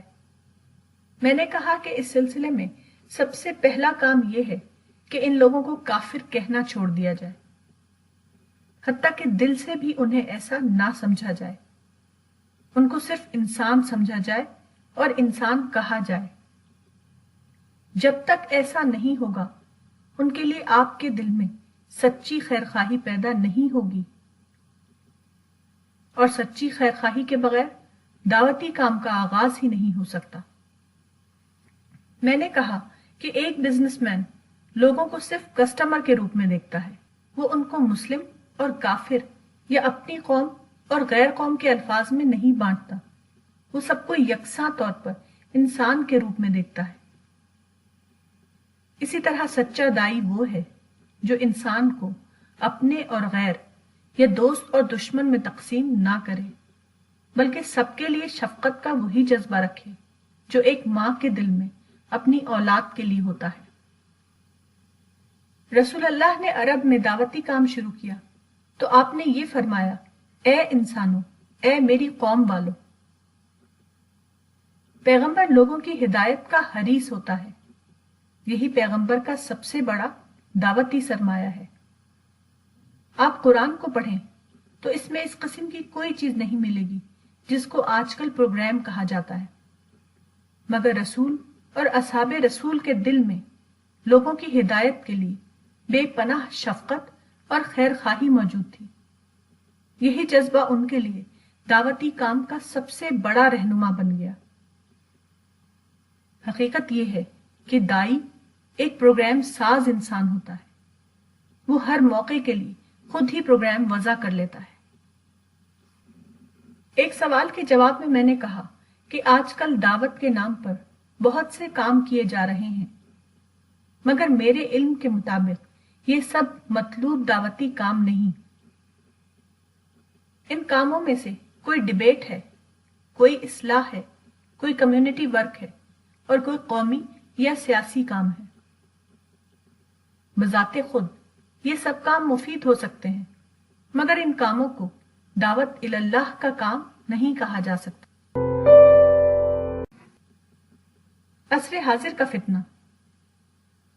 ایک اور بات جو سمجھ میں آئی وہ یہ کہ قدیم زمانے کا فتنہ اگر شرک تھا تو موجودہ زمانے کا فتنہ مادیت یا مال ہے، جیسا کہ حدیث میں آیا ہے، ان لکل امت فتنۃ وفتنۃ امتی المال، جامع الترمذی، یعنی بے شک ہر امت کا ایک فتنہ ہے اور میری امت کا فتنہ مال ہے۔ اس کا مطلب یہ ہے کہ نبوت محمدی کے ظہور کے بعد ایک زمانہ ایسا آئے گا جبکہ مال یا مادیت سب سے بڑا فتنہ بن جائے گا۔ پٹا پرتھی میں تقریباً 50,000 لوگ جمع تھے، ان کی 99% تعداد ہندو کمیونٹی سے تعلق رکھتی تھی۔ یہی منظر دوسرے ہندو پیشواؤں کے ہاں نظر آتا ہے۔ عورت اور مرد دونوں بہت بڑی تعداد میں ان کے آشرموں میں آتے ہیں تاکہ ان کا آشیرواد لے سکیں۔ اس تمام بھیڑ کا محرک صرف ایک ہے اور وہ ہے مادی برکت حاصل کرنا۔ ایسے لوگوں کو اگر اسلام کا پیغام پہنچایا جائے تو وہ اس کی طرف اسی وقت متوجہ ہوں گے جبکہ انہیں اسلام میں مادی فائدہ دکھائی دے، جیسا کہ گرو لوگوں کے درشن اور آشیرواد سے وہ مفروضہ طور پر سمجھتے ہیں۔ گروؤں کی یہ ساری مقبولیت دراصل فرضی امیدوں کی تجارت یا فالس ہوپس بزنس کے ہم مانی ہے، اس کے سوا وہ اور کچھ نہیں۔ ایسی حالت میں اسلام کا مؤثر دعوتی اپروچ یہ ہو سکتا ہے کہ اسلام کے تصور جنت کو ان کے سامنے نمایاں کیا جائے، لوگوں کو بتایا جائے کہ آپ لوگ اپنا جو مادی محل بنانا چاہتے ہیں وہ موجودہ دنیا میں بننے والا نہیں، موت کے بعد جنت کی دنیا ہی میں آپ کو اپنی خوشیوں کا محل مل سکتا ہے۔ جس جنت کو آپ قبل از موت مرحلہ حیات میں تلاش کر رہے ہیں، وہ صرف بعد از موت مرحلہ حیات میں حاصل ہو سکتا ہے۔ میرے تجربے کے مطابق یہی اسلوب زیادہ مؤثر ہے۔ اس کو دین کی مادی تعبیر نہیں کہا جا سکتا، کیونکہ مادی تعبیر ہمیشہ مادی دنیا کے حوالے سے کی جاتی ہے، جبکہ جنت کی بات جب بھی کی جائے گی آخرت کے حوالے سے کی جائے گی۔ اس کو جنتی تعبیر تو کہہ سکتے ہیں، لیکن اس کو مادی تعبیر نہیں کہا جا سکتا۔ مدعو سے میل جول۔ پٹاپرتی کے سفر سے پہلے میری ملاقات دہلی میں ایک صاحب سے ہوئی جو ایک بڑے مدرسے میں تدریس کا کام کرتے ہیں۔ ان سے اس سفر کا ذکر ہوا تو انہوں نے کہا کہ سائی بابا کے ماننے والے تو ان کو خدا کہتے ہیں۔ اس قسم کا عقیدہ کھلا ہوا شرک ہے۔ اس مشرکانہ ماحول میں جانا آپ کے لیے درست نہیں۔ مگر اس کانفرنس میں شرکت کے بعد مجھے ایک ایسی حقیقت دریافت ہوئی جو دعوتی کام کرنے والوں کے لیے بہت ضروری ہے۔ یہاں مجھے معلوم ہوا کہ سائی بابا خود تو اپنے آپ کو خدا نہیں بتاتے ہیں، مگر ان کے متقدین ان کے بارے میں ایسا ہی کہتے ہیں۔ مگر اہم بات یہ ہے کہ اس کانفرنس میں مجھے اسلام پر بولنے کے لیے بلایا گیا۔ کسی شرط کے بغیر ایک عظیم مجمع کے سامنے مجھے اسلام پر بولنے کا موقع دیا گیا۔ میں نے اپنی تقریر میں صاف طور پر کہا کہ اسلام کا مقصد ہے انسان کو خدا کا پرستار یا ورشپر آف گاڈ بنانا۔ سائی بابا کے متقدین ان کی حد درجے تعظیم کرتے تھے، مگر میں یہاں اسی طرح رہا جس طرح سیکولر کانفرنسوں میں رہتا ہوں۔ میری تقریر کے بعد کسی نے اس پر اعتراض نہیں کیا، بلکہ ہر ایک نے اس پر اپنی پسندیدگی کا اظہار کیا۔ خود سائی بابا نے کہا کہ ہم اپنے اسکولوں میں قرآن کو پڑھاتے ہیں اور ہم اس پر پورا عقیدہ رکھتے ہیں۔ اس تجربے سے مجھے ایک اہم حقیقت کا علم ہوا، وہ یہ کہ اکثر ایسا ہوتا ہے کہ کوئی آدمی ایک لفظ بولتا ہے، وہ اس لفظ کو خود اپنے ذہن کے اعتبار سے بولتا ہے، مگر سننے والا اس کو اپنے ذہن کے اعتبار سے لے لیتا ہے۔ اس سے غیر ضروری قسم کے مسائل پیدا ہو جاتے ہیں۔ مثلا سیکولرزم کے لفظ کو لیجیے۔ جدید تعلیم یافتہ لوگ سیکولرزم کا لفظ کثرت سے استعمال کرتے ہیں۔ اس کو سن کر مذہبی لوگ غصہ ہوتے ہیں۔ وہ سمجھ لیتے ہیں کہ جدید تعلیم یافتہ طبقہ مذہب کا دشمن ہے، حالانکہ یہ صرف سمجھنے کا فرق ہے۔ جدید تعلیم یافتہ طبقہ سیکولرزم کو سادہ طور پر ایک جمہوری طریقے کے معنی میں لیتا ہے۔ اس کے برعکس مذہبی طبقہ سیکولرزم کا ترجمہ لادینیت کر کے اس کو اینٹی مذہب کے معنی میں لے لیتا ہے۔ اس سے مسائل پیدا ہوتے ہیں۔ حالانکہ سیکولرزم صرف ایک غیر جانبدارانہ پالیسی کا نام ہے، نہ کہ کسی مخالفانہ پالیسی کا نام۔ اسلامی تحریک کی ابتدا۔ ایک تعلیم یافتہ مسلمان کے ایک سوال کا جواب دیتے ہوئے میں نے کہا کہ رسول اللہ صلی اللہ علیہ وسلم کے 23 سالہ دور نبوت کو 2 دوروں میں تقسیم کیا جا سکتا ہے، مکی دور اور مدنی دور۔ یہ دونوں دور تدریجی دور نہیں تھے، بلکہ وہ اضافی یا ریلیٹو دور تھے۔ دونوں کے درمیان فرق کی اس نوعیت کو سمجھنا بہت ضروری ہے۔ بعض لوگوں نے ان دونوں دوروں کو لے کر اسلام کا ایک انقلابی نظریہ بنایا ہے۔ وہ اس کے حوالے سے کہتے ہیں کہ اسلام کی تحریک دعوت سے شروع ہوتی ہے، پھر پرامن مزاحمت یا پیسو ریزسٹنس کا زمانہ آتا ہے، اس کے بعد ہجرت ہوتی ہے، اور پھر اہل ایمان منظم ہو کر جنگی اقدام شروع کر دیتے ہیں۔ یہ تقسیم سرتا سر بے بنیاد ہے۔ حقیقت یہ ہے کہ مکی دور اور مدنی دور اسلام کی عملی تاریخ کا حصہ ہیں۔ وہ دعوت اللہ کی کسی نظری ترتیب کا اظہار نہیں۔ اصل یہ ہے کہ اسلامی تحریک ہمیشہ دعوت سے شروع ہوتی ہے۔ دعوت سے مراد خدا کے پیغام کو خدا کے بندوں تک پرامن طور پر پہنچانا ہے۔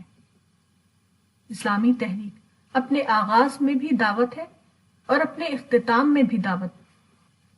دعوت کے سوا اسلامی تحریک کا کوئی ابدی نشانہ نہیں۔ انسان چونکہ پیدا ہوتے ہیں اور کچھ سالوں کے بعد مر جاتے ہیں، اس لیے دعوت کا عمل ایک ایسا عمل ہے جو ایک جنریشن کے بعد دوسری جنریشن میں جاری رہتا ہے۔ یہ دعوتی عمل جاری رہے گا یہاں تک کہ قیامت آ جائے۔ دعوت کے بعد مزید جو واقعات پیش آتے ہیں ان کا تعلق دائی سے نہیں ہے بلکہ ان کا تعلق مدعو سے ہے۔ دعوت کا عمل یکساں نوعیت کا ایک عمل ہے، مگر جن انسانوں کے درمیان دعوت کا عمل کیا جاتا ہے وہ ہمیشہ یکساں نہیں ہوتے۔ دوسرے انسانوں کا یہی فرق مختلف قسم کے واقعات کو ظہور میں لانے کا اصل سبب ہے۔ پیغمبروں کی تاریخ بتاتی ہے کہ دعوت کے بعد کبھی طوفان نوح جیسا واقعہ پیش آیا، کبھی مدعو کی طرف سے وہ صورت پیش آئی جس کا ایک نمونہ حضرت یونس کی زندگی میں ملتا ہے، کبھی وہ واقعہ پیش آیا جس کی ایک مثال حضرت یوسف کے معاصر بادشاہ کے ہاں دکھائی دیتی ہے۔ اسی طرح مختلف پیغمبروں کے ہاں مختلف نمونے نظر آتے ہیں۔ انہی میں سے ایک نمونہ وہ ہے جس کی مثال پیغمبر اسلام کے زمانے میں مکی اور مدنی دور کی صورت میں پیش آیا۔ اب عالمی افکار کے انقلاب کے بعد دنیا میں بالکل نئی صورتحال سامنے آئی ہے۔ اب دعوت کا طریقہ اور مدعو کا رد عمل دونوں بدل چکے ہیں۔ دور قدیم کے تجربات کو لے کر بعض یہ کہتے ہیں کہ موجودہ زمانے میں بھی ہم کو اسی طریقے کو دہرانا ہے۔ مثلاً وہ کہتے ہیں کہ قدیم زمانے کے دائی آگ میں ڈالے گئے اور ان سے جنگ کی گئی اور ان کو ملک بدر کیا گیا۔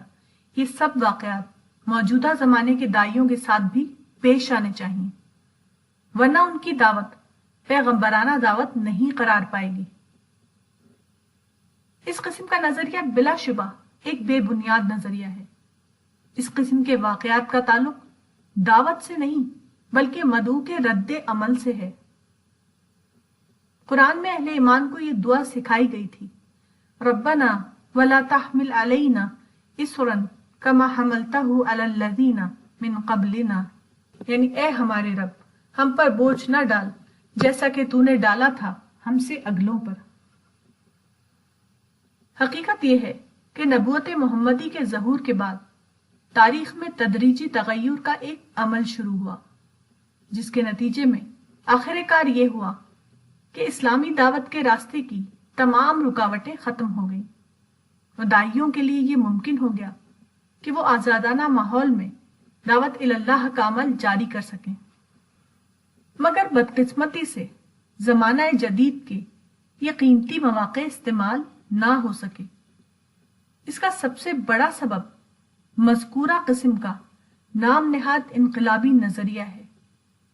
اس نظریے کے ماننے والوں کے دماغ میں یہ بسا ہوا تھا کہ اگر زندان و سلاسل کی جھنکار بلند نہ ہو اور جنگ و جدال کا مارے کا گرم نہ ہو تو اس کا مطلب یہ ہوگا کہ دعوت اللہ کا کام ہی نہیں ہوا۔ چنانچہ انہوں نے خود ساختہ طور پر مٹ بھیڑ اور مسلح ٹکراؤ کی صورتیں پیدا کر رکھی ہیں، اور اس کے بعد پرفخر طور پر کہتے ہیں کہ دیکھو ہم وہ لوگ ہیں جو حقیقی دعوت اللہ کا کام کرتے ہیں۔ انقلابی اسلام کے ان نام نہاد مجاہدین پر صحابی رسول حضرت عبداللہ بن عمر کے الفاظ صادق آتے ہیں۔ رسول اللہ صلی اللہ علیہ وسلم کی سخت ہدایات کے باوجود جب خلافت راشدہ کے آخری زمانے میں مسلمان اسلام کے نام پر خونی لڑائی لڑنے لگے، اس وقت حضرت عبداللہ بن عمر نے اس کے خلاف آواز بلند کی۔ انہوں نے کہا کہ تم لوگ اپنے اس متشددانہ عمل کو جہاد سمجھتے ہو، حالانکہ وہ ہرگز جہاد نہیں ہے۔ انہوں نے کہا کہ ہم نے رسول اللہ کی قیادت کے تحت لڑ کر فتنے کو ہمیشہ کے لیے ختم کر دیا تھا، اب تم اپنی خود ساختہ لڑائی کے تحت اس ختم شدہ فتنے کو دوبارہ زندہ کر رہے ہو۔ صحیح بخاری۔ اسلام کیوں قبول کیا؟ میرے ساتھی نے نو مسلم سے پوچھا کہ آپ یہودیت کو چھوڑ کر اسلام میں کیسے آئے؟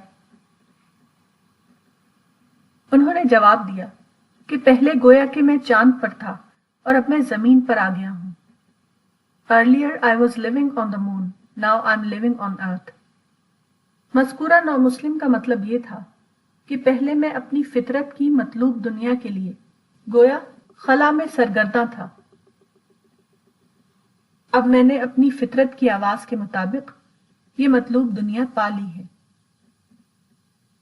ان کو اسلام کی یہ دریافت ایک صوفی بزرگ کے ذریعے ہوئی. وہ مادی دنیا سے غیر مطمئن تھے. مادی ترقیوں میں انہیں اپنی فطرت کا جواب نہیں مل رہا تھا. پھر جب وہ صوفی بزرگ سے ملے تو انہیں روحانیت کی سطح پر اپنی فطرت کا جواب مل گیا. میں نے دیکھا کہ اب وہ نہایت اطمینان کی حالت میں ہیں. ان کو کامل ذہنی سکون مل گیا ہے. وہ اپنا زیادہ وقت ذکر اور تسبیح میں گزارتے ہیں.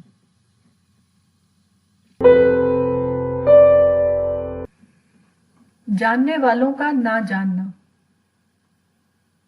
ایک صاحب سے ملاقات ہوئی. وہ ایک اسکول میں ٹیچر ہیں. انہوں نے بتایا کہ الیکشن سے پہلے ہمارے اسکول کے تمام اسٹوڈنٹ ایک کمیونٹی والے اور دوسری کمیونٹی والے دونوں مل جل کر رہتے تھے.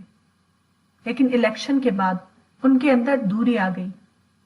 ہر کمیونٹی کا اسٹوڈنٹ دوسری کمیونٹی کے اسٹوڈنٹ کو اپنا غیر سمجھنے لگا. اس صورتحال کا الزام وہ پوری طرح دوسری کمیونٹی کو دے رہے تھے. یہی تمام لوگوں کا حال ہے. تمام لوگ صورتحال کی ذمہ داری تمام تر دوسری کمیونٹی پر ڈالے ہوئے ہیں. وہ اپنی کمیونٹی کو مکمل طور پر معصوم اور دوسری کمیونٹی کو مکمل طور پر ذمہ دار سمجھتے ہیں. یہ سراسر بے خبری کی بات ہے. نیوٹن کا مشہور فارمولا ہے: ہر عمل کا برابر مگر مخالف رد عمل ہوتا ہے. For every action there is an equal and opposite reaction. یہ ایک فطرت کا قانون ہے جس کو نیوٹن نے دریافت کیا تھا. اس لیے اس کو نیوٹن سے منسوب کر دیا گیا. نیوٹن نے یہ فارمولا میٹیریل ورلڈ کے بارے میں دریافت کیا تھا. لیکن یہی فارمولا خود انسانی دنیا پر بھی منطبق یا اپلائی ہوتا ہے. مادی دنیا میں یہ فارمولا غیر شعوری انداز میں منطبق ہوتا ہے اور انسانی دنیا میں یہ فارمولا شعور کے ساتھ منطبق ہوتا ہے. پچھلے 2 الیکشن میں ایک کمیونٹی نے سارے ملک میں اس پالیسی پر عمل کیا کہ مخالف پارٹی کو ہراؤ. اس نشانے کے لیے پورے ملک میں ایک ملک گیر تحریک چلائی گئی. اس کا نتیجہ یہ ہوا کہ دوسری پارٹی میں اس کا ری ایکشن ہوا. ایک کمیونٹی نے جب دوسری کمیونٹی کے بارے میں یہ ایجنڈا اختیار کیا کہ ہمیں دوسری کمیونٹی کو ہرانا ہے تو دوسری کمیونٹی کے لوگوں میں اس کے رد عمل کے طور پر یہ ذہن عام ہو گیا کہ ہم کو اپنی کمیونٹی کو جتانا ہے. غیریت یا ادرنس کے اس ماحول میں فطری طور پر ایک دوسرے کے خلاف نفرت پیدا ہوئی. ہارنے والی کمیونٹی کے بس میں صرف نفرت تھی. اس نے نفرت کی بات کا چرچا کیا. جیتنے والی کمیونٹی کے پاس طاقت تھی. اس نے ہارنے والی کمیونٹی کو اپنے انتقام کا شکار بنایا. اس پالیسی کے نتیجے میں جیتنے والی کمیونٹی کے حصے میں تو صرف نفرت آئی لیکن ہارنے والی کمیونٹی کے حصے میں فطری طور پر انتقام آیا. اب ہارنے والی کمیونٹی اس انتقام کا شکار ہو رہی ہے. یہ غیریت یا ادرنس کی پالیسی کا نتیجہ ہے. اب دوسری کمیونٹی کو دشمن بتا کر اس کو برا بھلا کہنا یہ مسئلے کا حل نہیں ہے. یہ طریقہ صرف نقصان میں اضافہ کرنے والا ہے. اس طریقے کا نقصان یہ ہوگا کہ ہر موڑ پر ہر معاملے میں ہارنے والی کمیونٹی کو جیتنے والی کمیونٹی کی انتقامی کارروائی کا تجربہ ہوگا. نفرت کے جواب میں مزید نفرت پیدا ہوگی. مسائل بڑھیں گے.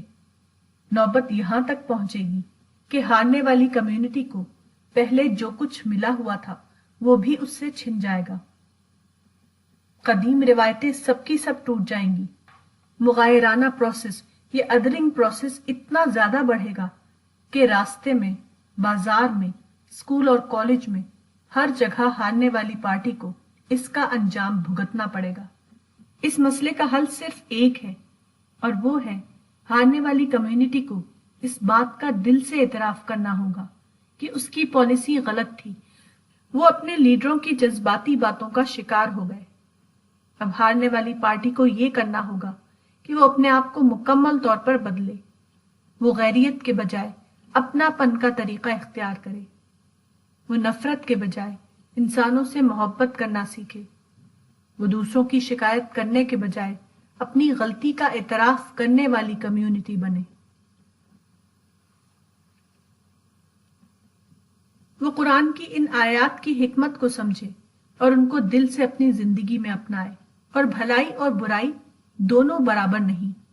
تم جواب میں وہ کہو جو اس سے بہتر ہو، پھر تم دیکھو گے کہ تم میں اور جس میں دشمنی تھی وہ ایسا ہو گیا جیسے کوئی دوست قرابت والا۔ اور یہ بات اسی کو ملتی ہے جو صبر کرنے والے ہیں، اور یہ بات اسی کو ملتی ہے جو بڑا نصیب والا ہے۔ اور اگر شیطان تمہارے دل میں کچھ وسوسہ ڈالے تو اللہ کی پناہ مانگو، بے شک وہ سننے والا جاننے والا ہے۔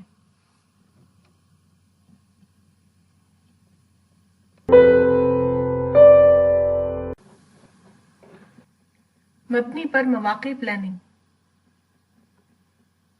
اجتماعی زندگی میں کام کرنے کے دو طریقے ہوتے ہیں، ایک ہے غیر نزاعی طریقہ نان کنفرنٹیشنل اپروچ، اور دوسرا ہے نزاعی طریقہ یا کنفرنٹیشنل اپروچ۔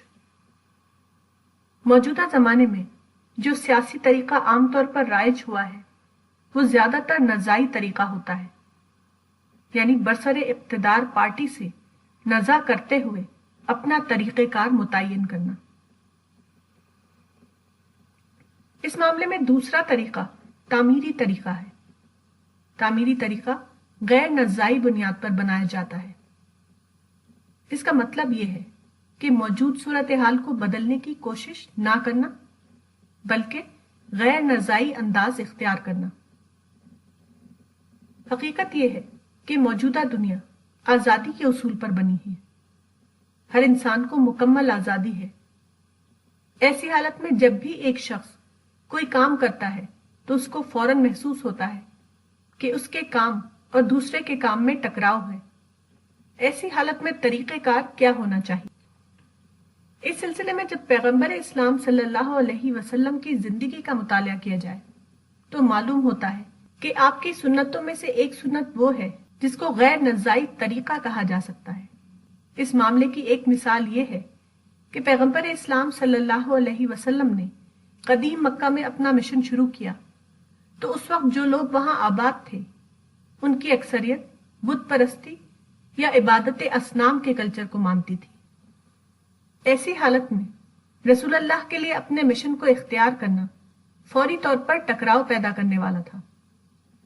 پیغمبر اسلام نے اس موقع پر وہ طریقہ اختیار کیا جس کو حضرت عائشہ نے اپنی زبان میں اس طرح بیان کیا ہے: ما خیر رسول اللہ صلی اللہ علیہ وسلم بین امرین احدہما ایسر من الآخر الا اختار ایسرہما۔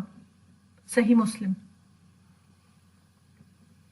یعنی رسول اللہ صلی اللہ علیہ وسلم کو جب بھی دو معاملے میں سے ایک کا اختیار دیا گیا جن میں سے ایک دوسرے سے آسان ہو تو آپ نے دونوں میں سے آسان تر کا انتخاب کیا۔ اختیار ایسر کا مطلب ہے کنفرنٹیشنل میتھڈ کے بجائے نان کنفرنٹیشنل میتھڈ کو اختیار کرنا۔ رسول اللہ نے قدیم مکہ میں اسی اصول کو منطبق یا اپلائی کیا۔ اس کا طریقہ یہ تھا کہ ٹکراؤ کے بغیر جو پہلو آپ کے لیے ممکن تھا اس کو اختیار کیا۔ اس وقت کے ماحول میں اس کا طریقہ یہ تھا کہ آپ نے بت پرستی کے کلچر سے براہ راست ٹکراؤ نہیں کیا، بلکہ آپ نے دو چیزوں کو ایک دوسرے سے الگ کر کے دیکھا۔ ایک پہلو تھا بت پرستی کا عمل اور اس کا دوسرا پہلو تھا بت پرستی کلچر کی وجہ سے لوگوں کا وہاں جمع ہونا۔ آپ نے لوگوں کے جمع ہونے کے پہلو کو لیا اور ان کو اپنے مشن کے لیے بطور آڈینس استعمال کیا۔ سیرت کی کتابوں میں اس کی بہت سی مثالیں موجود ہیں۔ مثلا مکہ کا ایک واقعہ ان الفاظ میں نقل ہوا ہے: عاصم بن عمر بن قتادہ عن اشیاخ من قومه قالوا لما لقيهم رسول الله صلی اللہ علیہ وسلم قال لهم من انتم قالوا نفر من الخزرج قال افلا تجلسون اکلمکم قالوا بلى فجلسوا معه فدعاهم الى الله عز وجل وعرض علیہم الاسلام وتلا علیہم القرآن وکانوا ہم اہل شرک واصحاب اوثان. سیرت ابن ہشام. یعنی عاصم بن عمر بن قتادہ اپنی قوم کے بزرگوں سے روایت کرتے ہیں کہ جب رسول اللہ صلی اللہ علیہ وسلم بنو خزرج کے کچھ لوگوں سے ملے تو آپ نے ان سے کہا کہ تم کون ہو؟ انہوں نے جواب دیا کہ ہم خزرج کے لوگ ہیں. آپ نے کہا کیا تم لوگ بیٹھو گے تاکہ میں تم لوگوں سے بات کروں؟ انہوں نے کہا کیوں نہیں. وہ لوگ آپ کے ساتھ بیٹھ گئے تو آپ نے ان کو اللہ کی طرف دعوت دی اور ان کے سامنے اسلام پیش کیا اور ان کو قرآن پڑھ کر سنایا. اور وہ لوگ اہل شرک تھے اور بت پوجنے والے.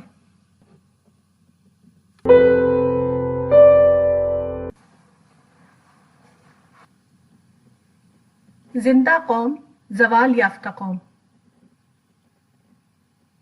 عبد المحیط خان میرے چھوٹے بھائی ہیں. انہوں نے 1955 میں بنارس ہندو یونیورسٹی سے انجینئرنگ کی ڈگری حاصل کی. ایک گفتگو کے دوران انہوں نے بنارس ہندو یونیورسٹی کا اپنا ایک ذاتی تجربہ بیان کیا.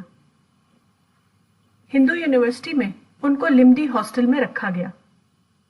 اس ہاسٹل کے ہر کمرے میں 2 طالب علم کے رہنے کا انتظام تھا. ہمارے بھائی کا داخلہ ہوا تو وہاں کے وارڈن مسٹر وی پی پانڈے نے کہا کہ تم مسلمان ہو، تم کو نماز اور قرآن پڑھنا ہوگا، اس لیے میں تم کو ایک غیر مشترک کمرہ دیتا ہوں تاکہ تم کو کوئی پریشانی نہ ہو. یونیورسٹی کے قاعدے کے مطابق صرف مانیٹر کو تنہا اور غیر مشترک کمرہ دیا جاتا تھا. چنانچہ مسٹر پانڈے نے ہمارے بھائی کو مانیٹر بنا دیا. اس پر انہوں نے کہا کہ میں تو پڑھنے لکھنے والا آدمی ہوں، مانیٹری میں کیسے کروں گا. مسٹر پانڈے نے کہا تم کچھ مت کرنا، صرف رجسٹر پر دستخط کر دینا اور بس، بقیہ کام دوسرے لوگ کر دیں گے. چنانچہ ہمارے بھائی تعلیم کی پوری مدت میں اس کمرے میں غیر مشترک طور پر رہے. میرے بھائی نے بتایا کہ اس واقعے کا ذکر انہوں نے یو پی کے ایک تعلیم یافتہ مسلمان سے کیا. انہوں نے یہ بات سن کر میرے بھائی سے کہا مسٹر خان، پانڈے نے نہایت ہوشیاری سے آپ کو اچھوت بنا دیا. یہ کوئی اتفاقی بات نہیں، یہی موجودہ زمانے کے مسلمانوں کا عام مزاج ہے. موجودہ زمانے کے مسلمان اپنی زوال یافتہ نفسیات کی بنا پر منفی مزاج یا نیگیٹو مینٹالٹی کا شکار ہو گئے ہیں. ان کو ہر واقعے میں صرف منفی پہلو دکھائی دیتا ہے، حتیٰ کہ مثبت واقعات میں بھی وہ کوئی نہ کوئی منفی پہلو تلاش کر لیتے ہیں. اس کی ایک مثال یہ اوپر کا واقعہ ہے. یہ زوال یافتہ قوم کا حال ہے. مگر جب کوئی قوم عروج کی حالت میں ہو تو اس کا معاملہ اس سے بالکل مختلف ہوتا ہے. اس کو ہر واقعے میں مثبت پہلو دکھائی دیتا ہے، حتیٰ کہ وہ اپنے ایجابی مزاج کی بنا پر اس قابل ہو جاتی ہے کہ وہ منفی واقعے میں بھی مثبت پہلو دریافت کر لے. دور اول کے مسلمانوں کے اندر یہ صرف کامل طور پر موجود تھی. اس کی ایک تاریخی مثال یہ ہے کہ خلیفہ ثانی عمر فاروق کے زمانے میں مسلم فوجیں ایران میں داخل ہوئیں. ان کے اقدامات اتنے کامیاب تھے کہ ایرانی فوجی اپنا حوصلہ کھو بیٹھے. وہ ان کے بارے میں کہنے لگے دیو آمدند، دیو آمدند، دیو آ گئے، دیو آ گئے، الاخبار الطوال للدینوری. اس وقت ایرانی حکومت نے جنگ کو روک کر گفت و شنید یا نیگوسیشن کا سلسلہ شروع کیا. اس دوران مسلم فوج کے کئی وفد ایرانیوں سے ملے. آخری وفد عاصم بن عمر کا تھا. انہوں نے شاہ ایران یزدگرد کے دربار میں پہنچ کر جس بے باکی کا مظاہرہ کیا، اس سے شاہ ایران غصے ہو گیا. اس نے حکم دیا کہ مٹی کا ایک ٹوکرا لایا جائے. اس کے بعد اس نے صحابی کے سر پر مٹی کا یہ ٹوکرا رکھوایا اور حکم دیا کہ ان کو اسی حال میں شہر کے باہر نکال دو. صحابی اپنے گھوڑے پر سوار ہو کر واپس روانہ ہوئے. وہ اسلامی فوج کے سردار سعد بن ابی وقاص کے خیمے میں پہنچے اور مٹی کا ٹوکرا ان کے سامنے رکھ کر پورا قصہ بتایا. شاہ ایران کا یہ سلوک بلا شبہ سخت اشتعال انگیز تھا، مگر حضرت سعد غصہ نہیں ہوئے. اس کے بجائے انہوں نے کہا کہ تم لوگوں کو خوشخبری ہو، کیونکہ خدا کی قسم انہوں نے اپنے ملک کی کنجیاں ہمارے حوالے کر دیں۔ مٹی کا ٹوکرا دینے سے انہوں نے یہ فال لیا کہ ایرانیوں نے خود ہی اپنا ملک ہمارے حوالے کر دیا۔ ابشروا فقد واللہ آتانا اللہ اقالید ملکہم وتفاءلوا بذالک اخذ بلادہم البدایہ والنہایہ۔ اس تقابل سے واضح ہوتا ہے کہ زوال کی نفسیات اور عروج کی نفسیات میں کیا فرق ہے۔ زوال کی نفسیات میں مبتلا لوگ محرومی کے احساس میں جیتے ہیں، چنانچہ وہ ہر واقعے سے منفی غذا لینے لگتے ہیں۔ اس کے برعکس جو لوگ عروج کی نفسیات میں جیتے ہوں وہ ہر واقعے سے مثبت غذا لیتے ہیں۔ وہ اس قابل ہوتے ہیں کہ انتہائی ناموافق حالات میں بھی موافق پہلو تلاش کر لیں، حتیٰ کہ اپنے مائنس کو بھی اپنے پلس میں تبدیل کر لیں۔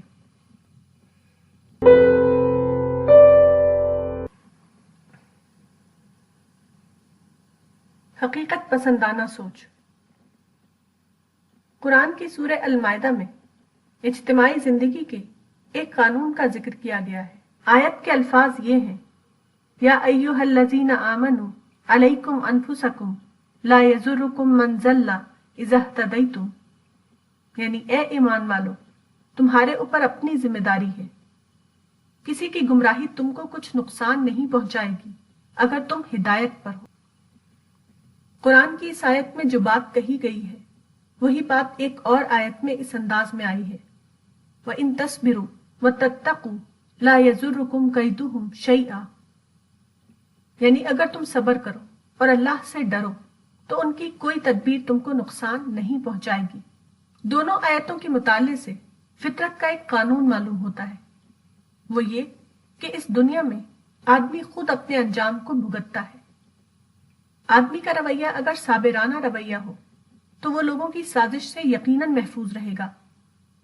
اس کے برعکس اگر اس کا رویہ بے صبری کا رویہ ہو تو وہ لوگوں کی سازش کا شکار ہوتا رہے گا۔ آدمی کو چاہیے کہ وہ ہمیشہ خود اپنا محاسبہ کرے، دوسروں کی شکایت کرنے کے بجائے وہ خود اپنی اصلاح کی کوشش کرتا رہے۔ ایسا آدمی یقینی طور پر دوسروں کے شر سے محفوظ رہے گا۔ انسان کا یہ مزاج ہے کہ وہ اپنے معاملات کو ہمیشہ خوبصورت انداز میں تعویل کر لیتا ہے، اپنے غلط کام کو بھی صحیح شکل میں ڈھال لیتا ہے۔ آدمی کا مزاج ہے کہ وہ اپنے چھوٹے سے کام کو بڑھا چڑھا کر پیش کرتا ہے، اور دوسرے کا کام کتنا ہی بڑا ہو وہ اس کو گھٹا کر دیکھتا ہے۔ اس مزاج کی بنا پر آدمی ہمیشہ خود فریبی میں جیتا ہے۔ اپنے بارے میں وہ ایک انداز میں سوچتا ہے اور دوسرے کے بارے میں دوسرے انداز سے۔ انسان کا یہ مزاج اس کے لیے حقیقت پسندانہ سوچ میں سب سے بڑا مانع ہے۔ حقیقت پسندانہ سوچ کا مثبت پہلو یہ ہے کہ وہ انسان کے اندر خود احتسابی کا مزاج پیدا کرتا ہے۔ وہ اپنے آپ کو اسی نظر سے دیکھنے لگتا ہے جس طرح وہ دوسروں کو دیکھتا ہے۔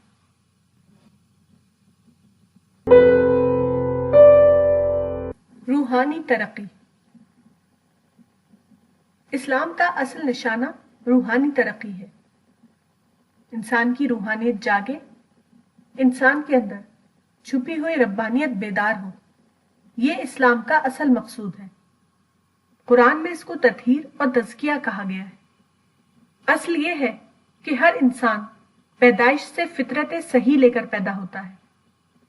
اس اعتبار سے ہر انسان اپنی ابتدائی شخصیت کے اعتبار سے پاک و صاف ہی ہوتا ہے، مگر دنیا میں زندگی گزارتے ہوئے اس پر خارجی غبار چھا جاتے ہیں۔ اس خارجی غبار سے پاک کرنا اور اپنے آپ کو دوبارہ اپنی فطری حالت پر لے جانا، یہی تطہیر اور تزکیہ ہے۔ تطہیر اور تزکیہ کا یہ عمل آدمی کو خود کرنا پڑتا ہے۔ ایک چھوٹا بچہ اپنے آپ ہی طاہر اور پاک ہوتا ہے، مگر اس کی یہ حالت کسی ذاتی کوشش کی بنا پر نہیں ہوتی، بلکہ فطرت کی تخلیق کی بنا پر ہوتی ہے۔ بڑا ہونے کے بعد جب آدمی اپنے آپ کو روحانی اعتبار سے طاہر اور پاک صاف بناتا ہے تو یہ اس کا اپنا عمل ہوتا ہے۔ یہ شعوری طور پر خود اپنے ارادے اور اپنی کوشش سے اپنے آپ کو روحانی ترقی کے درجے تک پہنچانا ہے۔ یہی خود حاصل کردہ روحانی ترقی وہ اصل چیز ہے جو اسلام میں مطلوب ہے۔ اسی کو قرآن میں قلب سلیم کہا گیا ہے۔ حدیث میں ہے کہ پیغمبر اسلام صلی اللہ علیہ وسلم نے دعا کرتے ہوئے کہا، اللہم اجعل فی قلبی نورا، صحیح بخاری، یعنی اے اللہ میرے دل میں نور ڈال دے۔ اسی طرح آپ نے ایک شخص کے بارے میں یہ دعا کی، اللہم اغفر ذنبہ وطہر قلبہ، مسند احمد، یعنی اے اللہ اس کے گناہ کو بخش دے اور اس کے قلب کو پاک کر دے۔ اسی طرح موطا امام مالک میں حضرت لقمان کا ایک قول اس طرح نقل کیا گیا ہے کہ اللہ دل کو حکمت کے نور سے اسی طرح زندہ کرتا ہے جس طرح وہ مردہ زمین کو بارش سے زندہ کرتا ہے۔ ان اللہ یحیی القلوب بنور الحکمت کما یحیی الارض المیتۃ بوابل السماء، موطا امام مالک۔ یہی روحانی ترقی ہے، اور روحانی ترقی ہی اسلام کا اصل مقصود ہے۔ جو آدمی روحانی ترقی سے محروم ہو وہ یقینی طور پر اسلام سے بھی محروم ہوگا۔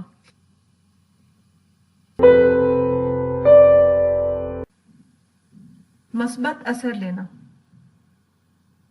پیغمبر اسلام صلی اللہ علیہ وسلم کے زمانے میں کئی غزوات پیش آئے۔ ان میں سے ایک وہ ہے جس کو احد کہا جاتا ہے۔ اس غزوے میں مسلمانوں میں سے 70 آدمی مارے گئے تھے اور 70 زخمی ہوئے تھے، یہاں تک کہ رسول اللہ صلی اللہ علیہ وسلم بھی زخمی ہو گئے تھے۔ اس مناسبت سے یہ آیت نازل ہوئی، فَأَصَابَكُمْ غَمًّا بِغَمٍّ لِكَيْ لَا تَحْزَنُوا عَلَى مَا فَاتَكُمْ وَلَا مَا أَصَابَكُمْ، یعنی پھر اللہ نے تم کو غم پر غم دیا تاکہ تم رنجیدہ نہ ہو اس چیز پر جو تمہارے ہاتھ سے کھوئی گئی، اور نہ اس مصیبت پر جو تم پر پڑے۔ اس موقع پر قرآن میں یہ نصیحت کی گئی تاکہ تم رنجیدہ نہ ہو اس چیز پر جو تمہارے ہاتھ سے کھوئی گئی، so that you might not grieve for what you lost۔ یہاں رنجیدہ برائے رنجیدہ نہیں ہو سکتا، ضرور ہے کہ رنجیدہ نہ ہونے کا کوئی مثبت مقصد ہو۔ وہ مقصد یہ ہے کہ غزوہ احد کے موقع پر جو کچھ پیش آیا وہ بظاہر ایک منفی واقعہ تھا، لیکن تم کو چاہیے کہ اس منفی واقعے کو مثبت تجربے میں بدلو۔ ایسا کس طرح ہو سکتا ہے؟ ایسا اس طرح ہو سکتا ہے کہ لوگ خالص غیر متاثر ذہن کے تحت پورے معاملے پر سوچیں اور خالص سوچ کے ذریعے اس نتیجے تک پہنچیں کہ موت زندگی کا خاتمہ نہیں بلکہ وہ نئی زندگی کا آغاز ہے۔ مصیبت پر رنجیدہ نہ ہونا کوئی سادہ بات نہیں۔ اس کا مطلب ہے کہ آدمی اپنی جسمانی مصیبت کو ذہنی مصیبت نہ بنائے۔ وہ ایسا نہ کرے کہ اس سے جو کچھ کھویا گیا اس کے غم میں اپنا یہ حال کر لے کہ جو کچھ اب بھی اس کے پاس باقی ہے اس سے غافل ہو جائے۔ آدمی کو چاہیے کہ وہ کھوئے ہوئے کو فراموشی کے خانے میں ڈالے، اور جو کچھ ابھی بھی اس کے پاس بچا ہوا ہے اس کو لے کر اپنے عمل کی نئی منصوبہ بندی کرے۔ یہی اس دنیا میں کامیابی کا راز ہے۔ اس دنیا میں ہر ایک کو نقصان کا تجربہ ہوتا ہے۔ عقل مند وہ ہے جو بچے ہوئے کو جانے اور اس کی بنیاد پر اپنے لیے نئی زندگی کی تعمیر کرے۔ اسی کا نام دانش مندی ہے، اور یہی دانش مندی اس دنیا میں کامیابی کا واحد راز ہے۔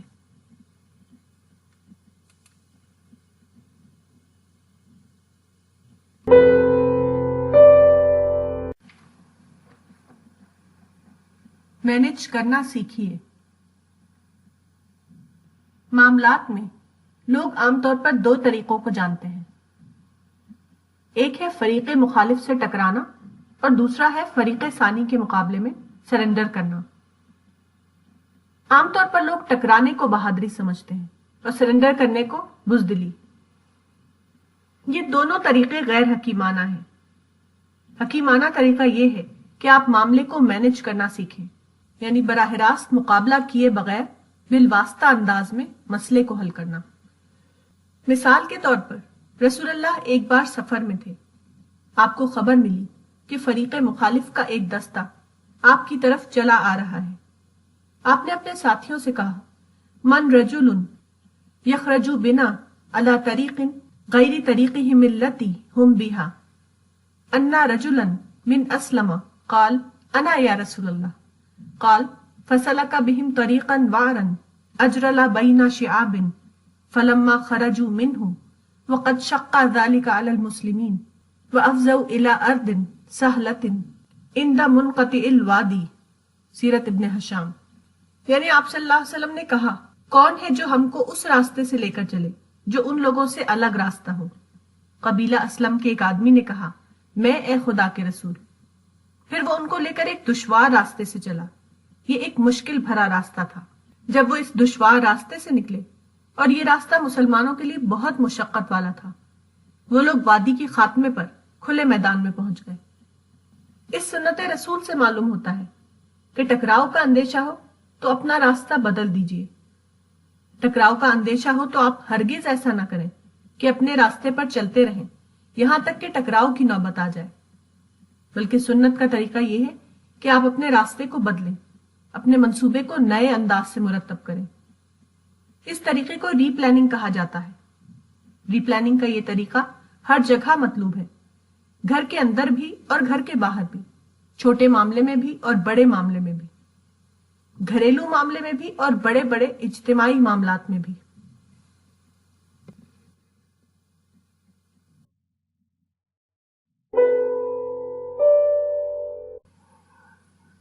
رحمت سیف. قرآن میں پیغمبر اسلام صلی اللہ علیہ وسلم کو رحمت للعالمین کہا گیا ہے. حدیث میں آیا ہے کہ آپ نے کہا وہ نبی الرحمتی, صحیح مسلم, یعنی میں رحمت والا نبی ہوں. ایک طرف پیغمبر اسلام کی حیثیت کے بارے میں اس قسم کے کھلے بیانات ہیں, دوسری طرف حدیث میں ہے کہ آپ نے فرمایا ان اللہ بعثنی بسیفی بین یدی الساعۃ وجعل رزقی تحت ظل رمحی. سنن سعید بن منصور. یعنی بے شک اللہ نے قیامت سے پہلے مجھے تلوار کے ساتھ بھیجا ہے اور میرا رزق میرے نیزے کے سائے کے نیچے رکھ دیا ہے. یہ دونوں باتیں ایک دوسرے سے مختلف نظر آتی ہیں مگر ان میں کوئی اختلاف نہیں ہے. یہ در حقیقت دو الگ الگ پہلو ہیں. رحمت کی بات ایک پہلو سے کہی ہے اور سیف کی بات دوسرے پہلو سے.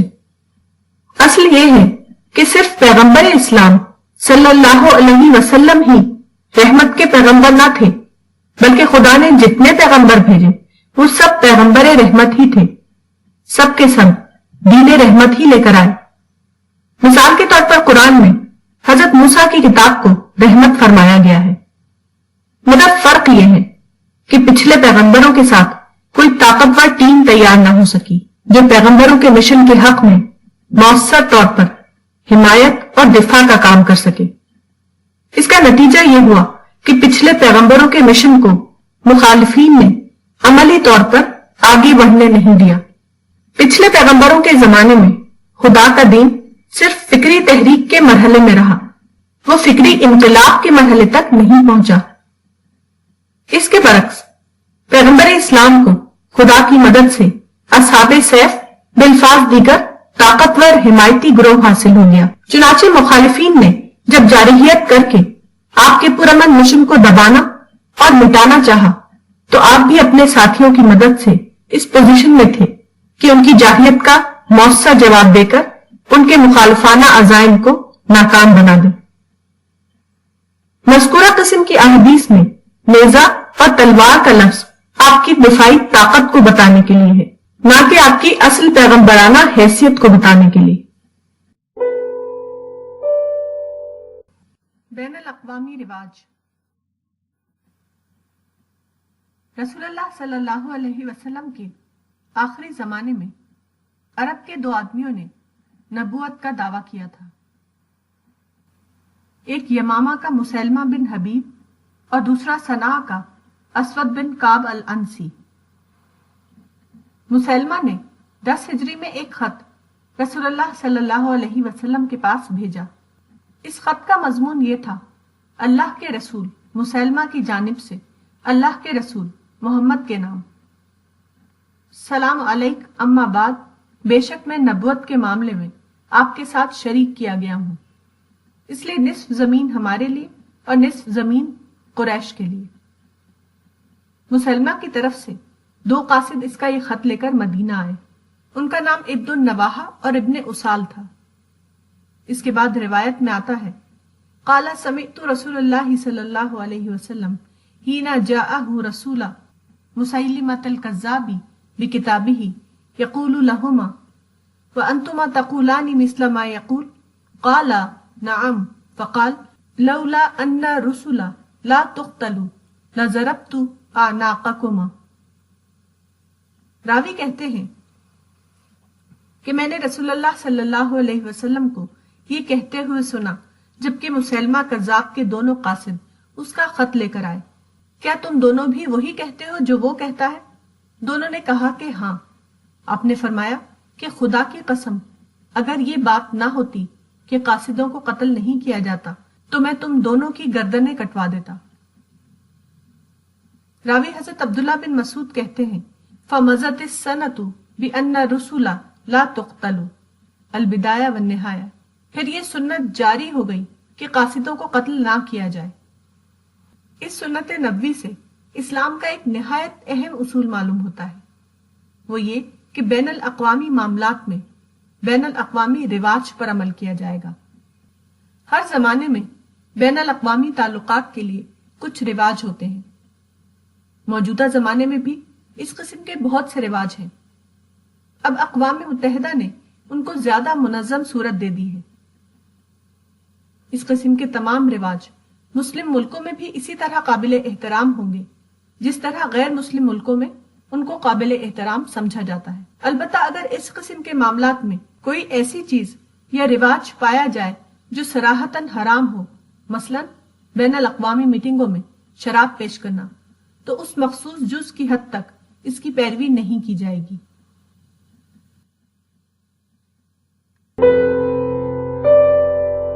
پیغمبرانہ ماڈل سے انحراف۔ پیغمبر اسلام صلی اللہ علیہ وسلم مکہ میں 570 عیسوی میں پیدا ہوئے۔ آپ پر پہلی وحی 610 عیسوی میں اتری۔ یہ قرآن کی سورہ نمبر 96 کی ابتدائی آیتیں تھیں۔ اس کے بعد دوسری وحی المدثر کی صورت میں اتری، جو مصحف کی موجودہ ترتیب میں سورہ نمبر 74 کی حیثیت سے شامل ہے۔ سورہ المدثر میں آپ کو آپ کا دعوت مشن بتاتے ہوئے کہا گیا قم فانذر، یعنی تم لوگوں کو بتا دو کہ ان کا پیدا کرنے والا خدا ہے اور جلد ہی یوم الدین، یہ ڈے آف ججمنٹ آنے والا ہے، جبکہ سارے انسان حساب کے لیے خداوند ذوالجلال کے سامنے حاضر کیے جائیں گے اور ان کے دنیاوی ریکارڈ کے مطابق ان کے ابدی مستقبل کا فیصلہ کیا جائے گا۔ سورہ المدثر میں یہ دعوتی حکم دیتے ہوئے مزید یہ کہا گیا تھا وَلِرَبِّكَ فَاصْبِرْ، یعنی تم پوری یکسوئی کے ساتھ اس دعوتی مشن میں لگ جاؤ اور تمام غیر دعوتی مسائل سے اپنے آپ کو پوری طرح دور رکھتے ہوئے دعوت اللہ کا یہ کام انجام دو۔ دعوت حق کا یہی ابدی اصول ہے، یعنی دعوتی کام میں مکمل یکسوئی اور غیر دعوتی چیزوں سے مکمل اعراض۔ پیغمبر اسلام صلی اللہ علیہ وسلم کی پوری زندگی اسی اصول کا عملی نمونہ ہے۔ مثال کے طور پر مکہ کے 13 سالہ دور میں عرب کے سرداروں کی طرف سے آپ کو اقتدار کی پیشکش کی گئی۔ انہوں نے کہا کہ وَإِن كُنْتَ تُرِيدُ بِهِ مُلْكًا مَلَّكْنَاكَ عَلَيْنَا، یعنی اگر تم اقتدار چاہتے ہو تو ہم تم کو اپنے اوپر بادشاہ بنانے کے لیے تیار ہیں۔ آپ نے اس پیشکش کو نامنظور کرتے ہوئے فرمایا مَا جِئْتُ بِمَا جِئْتُكُمْ بِهِ أَطْلُبُ أَمْوَالَكُمْ وَلَا الشَّرْفَ فِيكُمْ وَلَا الْمُلْكَ عَلَيْكُمْ وَلَكِنَّ اللَّهَ بَعَثَنِي إِلَيْكُمْ رَسُولًا وَأَنزَلَ عَلَيَّ كِتَابًا وَأَمَرَنِي أَنْ أَكُونَ لَكُمْ بَشِيرًا وَنَذِيرًا۔ سیرت ابن ہشام، یعنی میں جو کچھ لے کر تمہارے پاس آیا ہوں، میں اس کو اس لیے نہیں لایا ہوں کہ میں تمہارا مال طلب کروں یا تمہارے درمیان فوقیت حاصل کروں یا تمہارے اوپر بادشاہ بنوں۔ I seek not sovereignty over you، لیکن اللہ نے مجھے تمہاری طرف رسول بنا کر بھیجا ہے، میرے اوپر کتاب نازل کی ہے اور مجھے یہ حکم دیا ہے کہ میں تمہارے لیے بشیر و نذیر بن جاؤں۔ دعوت یا انذار و تبشیر کا کام اللہ تعالیٰ کے نزدیک اتنا زیادہ اہم ہے کہ داعیوں کے لیے یہ ضروری قرار دیا گیا ہے کہ وہ ہر مسائل کو مکمل طور پر نظر انداز کرتے ہوئے اپنی تمام توانائی صرف اس ایک کام میں لگائیں اور قیامت تک نسل در نسل یہی کام انجام دیتے رہیں۔ پیغمبر نے اپنے زمانے میں اس اصول کے مطابق اپنی دعوتی ذمہ داری ادا کی اور آپ کے بعد آپ کی امت کو ہر دور میں اسی اصول کا اتباع کرتے ہوئے دعوتی کام انجام دینا ہے۔ پیغمبر اسلام صلی اللہ علیہ وسلم نے اس معاملے میں اپنی امت کو واضح ہدایات دی ہیں۔ خاص طور پر آپ نے اپنی امت کو شدت کے ساتھ تلقین فرمائی کہ تم لوگ سیاسی نزاعات سے دور رہو، کیونکہ سیاسی نزاعات میں الجھنا صرف اس قیمت پر ہوگا کہ دعوت اللہ کا کام رک جائے گا۔ اس بارے میں کتب احادیث میں کتاب الفتن کے تحت کثرت سے روایتیں موجود ہیں۔ ان روایتوں کا خلاصہ اس حدیث رسول میں پایا جاتا ہے، ادو الیہم حقہم واسألوا اللہ حقکم، صحیح بخاری، یعنی ان کا حق ان کو ادا کرو اور اپنا حق اللہ سے مانگو۔ اس کا مطلب یہ ہے کہ حکمرانوں کے حقوق بلا اختلاف ادا کرتے رہو اور خدا کی طرف سے تم پر جو ذمہ داری ڈالی گئی ہے اس کو پوری یکسوئی کے ساتھ انجام دیتے رہو، اور اپنے حقوق کے معاملے میں ٹکراؤ کے راستے پر جانے کے بجائے خدا سے دعا کرو۔ اس معاملے میں احادیث اتنی زیادہ واضح ہیں کہ علماء امت نے اجماعی طور پر حکمرانوں سے ٹکراؤ یا خروج کو فعل حرام قرار دے دیا ہے۔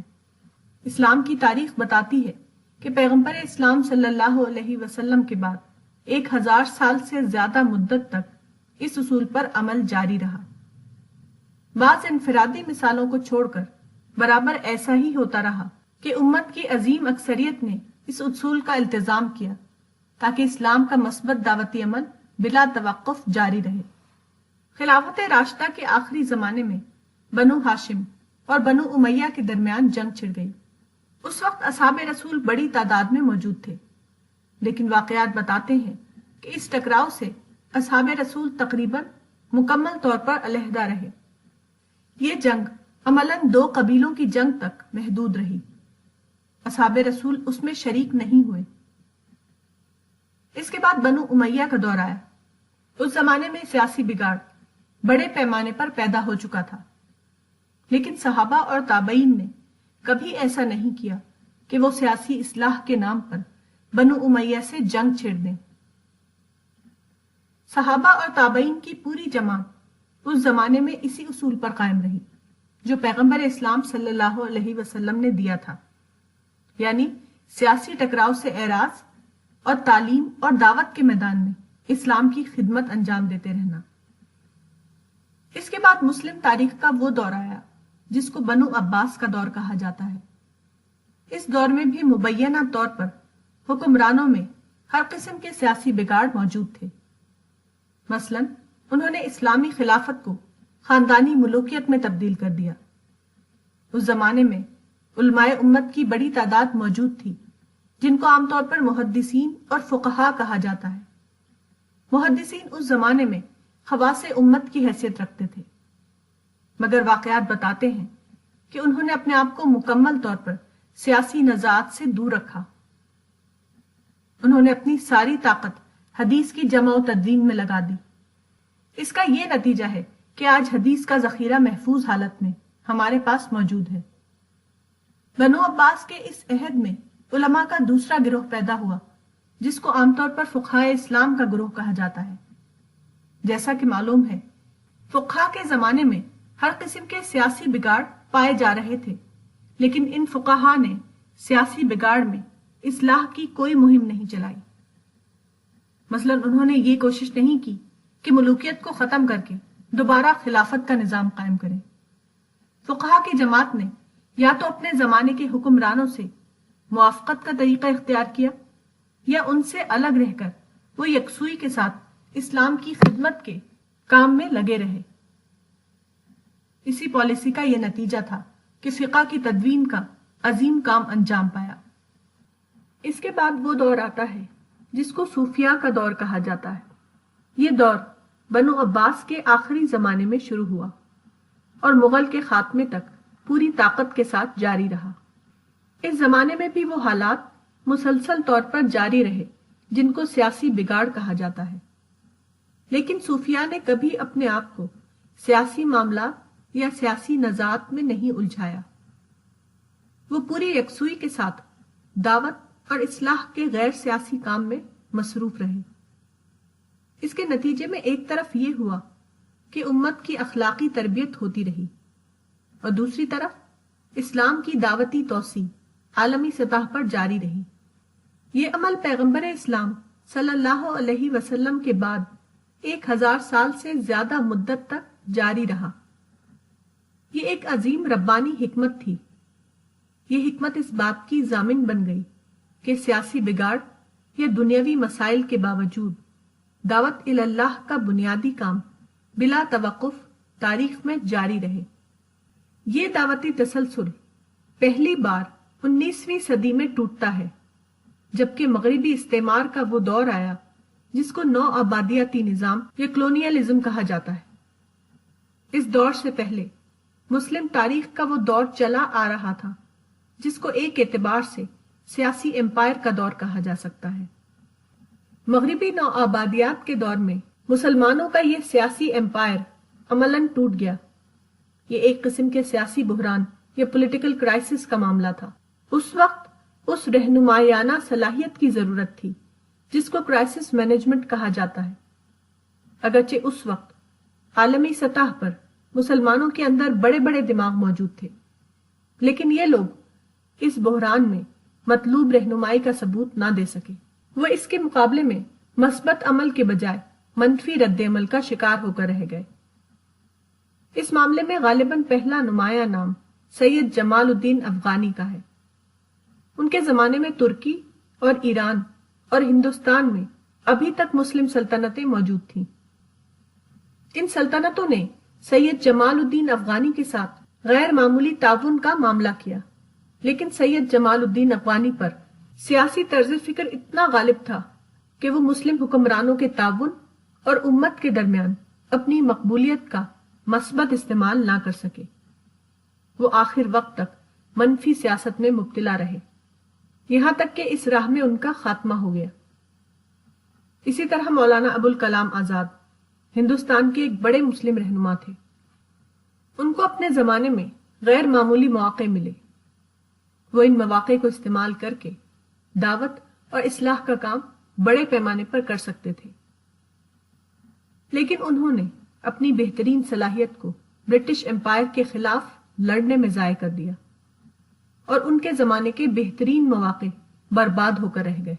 اسی طرح عرب دنیا میں سید قطب کو غیر معمولی مواقع ملے، حتیٰ کہ ان کے ہم عصر مصری حکمران جمال عبد الناصر نے انہیں یہ پیشکش کی کہ وہ تعلیم یا ایجوکیشن کی وزارت کو لے لے اور قوم کو اسلامی اصولوں پر ایجوکیٹ کرنے کا بنیادی کام کریں، لیکن دوبارہ یہی ہوا کہ سید قطب اپنے سیاسی ذہن کی بنا پر تعلیم کی اہمیت کو نہ سمجھ سکے اور نزاعی سیاست میں الجھ گئے۔ وہ اسی بے فائدہ کام میں مشغول رہے یہاں تک کہ ان کا آخری وقت آ گیا۔ یہی معاملہ سید ابو الاعلی مودودی کے ساتھ پیش آیا۔ انہوں نے اسلام کی سیاسی تشریح کی تھی، اس لیے ان کو کرنے کا سب سے بڑا کام یہ نظر آتا تھا کہ سیاسی انقلاب برپا کرنے کی کوشش کی جائے۔ صدر محمد ایوب خان پاکستان میں ان کے ہم عصر حکمران تھے۔ انہوں نے سید ابو الاعلی مودودی کو یہ پیشکش کی کہ پاکستان میں بڑے پیمانے پر ایک نیشنل یونیورسٹی بنائی جائے۔ وہ اس کا مکمل چارج سید ابو الاعلی مودودی کو دینے کے لیے تیار تھے۔ صدر محمد ایوب خان کا ماننا یہ تھا کہ پاکستان کے نام سے ایک ملک بن گیا، اب ضرورت یہ ہے کہ مسلم نوجوانوں کو اسلامی اصولوں پر تعلیم و تربیت دے کر انہیں مستقبل کی تعمیر کے لیے تیار کیا جائے۔ لیکن سید ابو الاعلی مودودی کو اس کام کی اہمیت سمجھ میں نہ آئی۔ وہ صدر محمد ایوب خان کو حکمرانی کے مقام سے ہٹانے کی مہم میں لگ گئے۔ اس کا نتیجہ صرف ناکامی کی صورت میں نکلا۔ سید ابو الاعلی مودودی کی سیاسی سرگرمیوں کا کوئی مثبت نتیجہ نہیں نکلا، یہاں تک کہ 1979 میں وہ وفات پا گئے۔ اس فہرست میں ایک اور نام میرے نزدیک بے نظیر بھٹو کا بھی ہے۔ بے نظیر بھٹو اگرچہ مذہبی شخصیت نہ تھی، لیکن انہیں اس میدان میں کام کا نہایت اعلیٰ موقع ملا۔ بے نظیر بھٹو کی تعلیم یورپ اور امریکہ میں ہوئی تھی۔ انگریزی زبان پر انہیں پوری قدرت حاصل تھی۔ وہ 2 بار پاکستان کی پرائم منسٹر بنی۔ اس طرح کے مختلف اسباب سے انہیں غیر معمولی شہرت حاصل ہوئی۔ آخری زمانے میں جبکہ وہ لندن میں مقیم ہو گئی تھیں، ان کو مغرب کے اداروں اور یونیورسٹیوں کی طرف سے اسلام پر لیکچر دینے کے لیے بلایا جانے لگا۔ موجودہ زمانے میں اسلام کی ایک بہت بڑی ضرورت وہ ہے جس کو امیج بلڈنگ کہا جاتا ہے، یعنی اسلام کی بگڑی ہوئی تصویر کی تصحیح کرنا۔ بے نظیر بھٹو اپنی خصوصی حیثیت کی بنا پر یہ کام اعلیٰ درجے پر کر سکتی تھیں، لیکن یہ کام شاید ان کو ایک کمتر کام نظر آیا۔ وہ غالباً سیاسی قیادت کے شوق میں پاکستان دوبارہ لوٹ آئیں، مگر نتیجہ صرف یہ نکلا کہ چند دن کے سیاسی ہنگامے کے بعد 28 دسمبر 2007 کو انہیں گولی مار کر ہلاک کر دیا گیا۔ بوقت وفات ان کی عمر صرف 54 سال تھی۔ یہی معاملہ عراق کے حکمران صدام حسین کے ساتھ پیش آیا۔ صدام حسین کے بارے میں کہا جاتا ہے کہ وہ عرب حکمرانوں میں سب سے زیادہ ذی علم آدمی تھے۔ ان کے حالات نے ان کو موقع دیا کہ وہ عراق میں مطلق حکمران کی حیثیت حاصل کر لیں۔ اس طرح انہوں نے عراق میں تقریباً 25 سال تک حکمرانی کی۔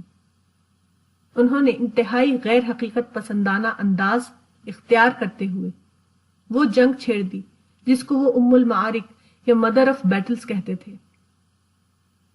اس مفروضہ جنگ کو کامیاب بنانے کے لیے انہوں نے ناعاقبت اندیشانہ اقدامات کیے۔ انہوں نے غیر ضروری طور پر امریکہ سے جنگ چھیڑ دی، جس کا متوقع انجام صرف یہ ہوا کہ ان کو 30 دسمبر 2006 کو خود اپنے ملک عراق میں پھانسی دے دی گئی۔ اس وقت صدام حسین کے پاس عراق کے مختلف مقامات پر بڑے بڑے محل تھے۔ اس کے علاوہ ان کے ذاتی اکاؤنٹ میں کئی بلین ڈالر موجود تھے۔ ان کے لیے یہ ممکن تھا کہ وہ اقتدار کے بجائے ایجوکیشن کو اپنا نشانہ بنائیں۔ اگر وہ اس طرح تعمیری انداز میں سوچتے تو وہ یقینی طور پر عراق میں کم از کم 8 بڑے بڑے تعلیمی سینٹر قائم کر سکتے تھے۔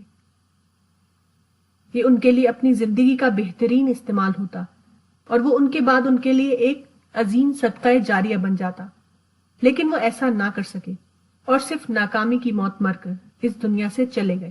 مسلمانوں کے خطیب پرجوش الفاظ کے ذریعے مسلمانوں کے ہر فعل کو کم از کم الفاظ کی دنیا میں جائز ثابت کر رہے ہیں۔ مثلاً آج کل مسلمان اپنی منفی سوچ اشتعال کی بنا پر مختلف مقامات پر گن کلچر چلا رہے ہیں، حتیٰ کہ وہ خودکش بمباری کرتے ہیں۔ اس بنا پر دوسرے لوگ انہیں ٹیررسٹ کہنے لگے ہیں۔ اب ایک خطیب اسٹیج پر آتا ہے اور پرجوش انداز میں کہتا ہے، ہاں ہم ٹیررسٹ ہیں، لیکن ہم ٹیررسٹ کس کے لیے ہیں؟ ہم مجرموں کے لیے ٹیررسٹ ہیں، جیسا کہ پولیس ہوتی ہے۔ Every Muslim should be a terrorist. A terrorist is a person who causes terror. The moment a robber sees a policeman, he is terrified. A policeman is a terrorist for the robber. Similarly, every Muslim should be a terrorist for the anti-social elements of society, such as thieves, dacoits, and rapists. Whenever such an anti-social element sees a Muslim, he should be terrified. ان باتوں کو سن کر مسلمان خوش ہوتے ہیں اور تالیاں بجاتے ہیں، حالانکہ یہ سر تا سر ایک لغو بات ہے۔ مجرموں کے خلاف کارروائی کرنا پولیس اور عدالت کا کام ہے، وہ عوام کا کام نہیں۔ عام مسلمان کا کام پرامن نصیحت کرنا ہے، نہ کہ انہیں ٹیررائز کرنا۔ اس قسم کی بات اسلامی تعلیمات کے بھی خلاف ہے اور سیکولر قانون کے بھی خلاف۔ حیرت یہ ہے کہ مسلمان اس قسم کی باتیں سن کر صرف تالیاں بجاتے ہیں۔ اگر وہ مجرمین کے خلاف ٹیررسٹ بن جائیں تو وہ خود قانون کی نظر میں مجرم قرار پائیں گے اور سخت سزا کے مستحق ہوں گے۔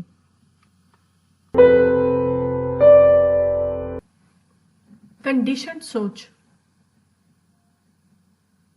ایک انداز فکر موجودہ زمانے کے مسلمانوں میں عام ہے، وہ یہ کہ کسی بھی مسئلے میں اپنے شاکلے کے تحت سوچنا، مگر یہ طریقہ مکمل طور پر ایک غیر اسلامی طریقہ ہے۔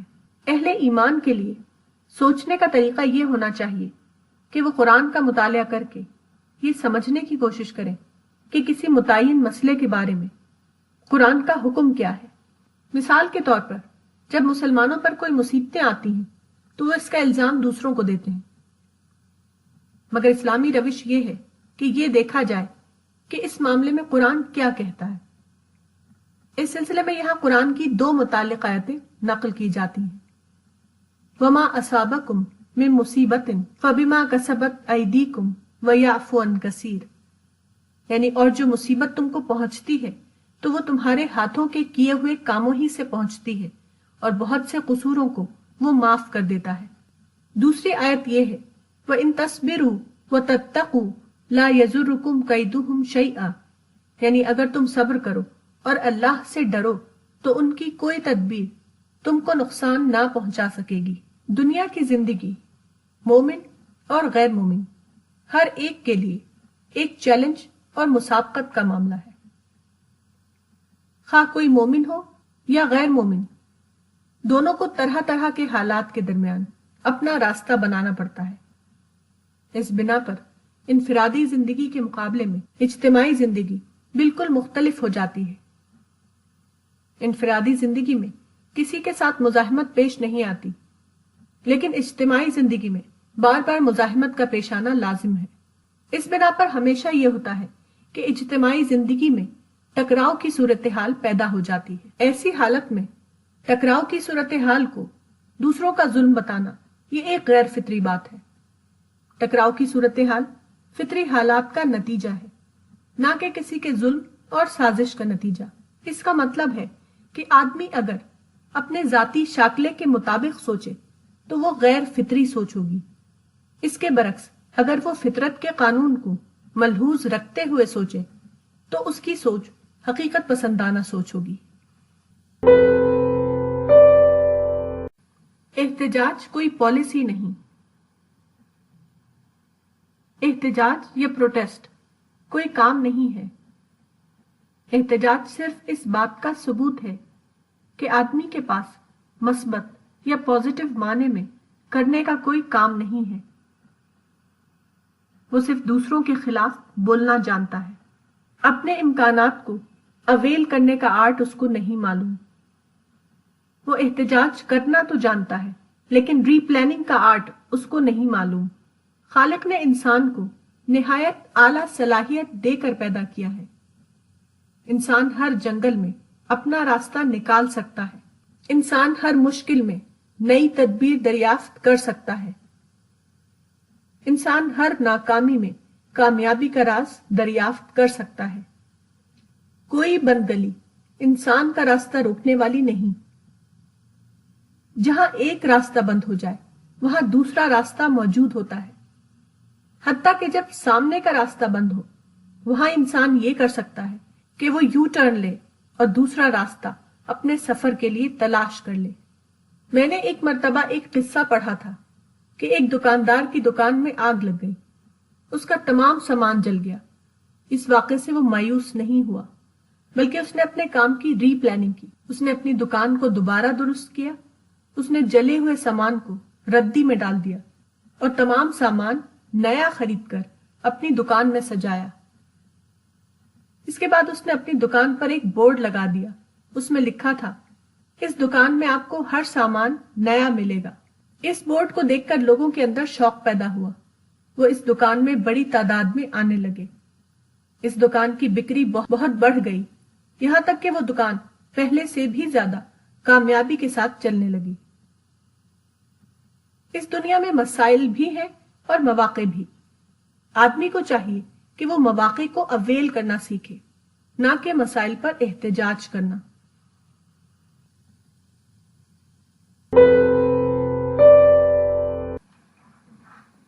الفاظ الفاظ الفاظ۔ کچھ لوگ بولتے ہیں وہ مسلسل طور پر بولتے ہیں، ان کے الفاظ کبھی ختم نہیں ہوتے، لیکن یہ الفاظ معنی سے خالی ہوتے ہیں۔ ان کے الفاظ میں نہ کوئی تجزیہ ہوتا ہے، نہ کوئی وزڈم، نہ کوئی گہری معنویت۔ یہ وہ لوگ ہیں جن کے پاس الفاظ کے ذخیرے کا کبھی ختم نہ ہونے والا خزانہ ہوتا ہے، لیکن یہ الفاظ معنویت سے خالی ہوتے ہیں۔ آپ ان کی باتوں کو گھنٹوں سنتے رہیے، لیکن ان کی باتوں میں آپ کو کوئی حکمت یا کوئی دانشمندی کی بات نہیں ملے گی، حتیٰ کہ آپ اس سے بھی بے خبر رہیں گے کہ انہوں نے کیا کہا۔ ان کی باتوں میں آپ کو کوئی ٹیک اوے نہیں ملے گا۔ یہ وہ لوگ ہیں جن کے پاس حافظہ یا میموری ہوتی ہے، مگر ان کے پاس دانشمندی یا وزڈم نہیں ہوتی، ان کے پاس گہرا مطالعہ نہیں ہوتا۔ فارسی کا ایک مثل ہے، یک من علم را دا من عقل می باید، یعنی 1 من علم کے لیے 10 من عقل چاہیے۔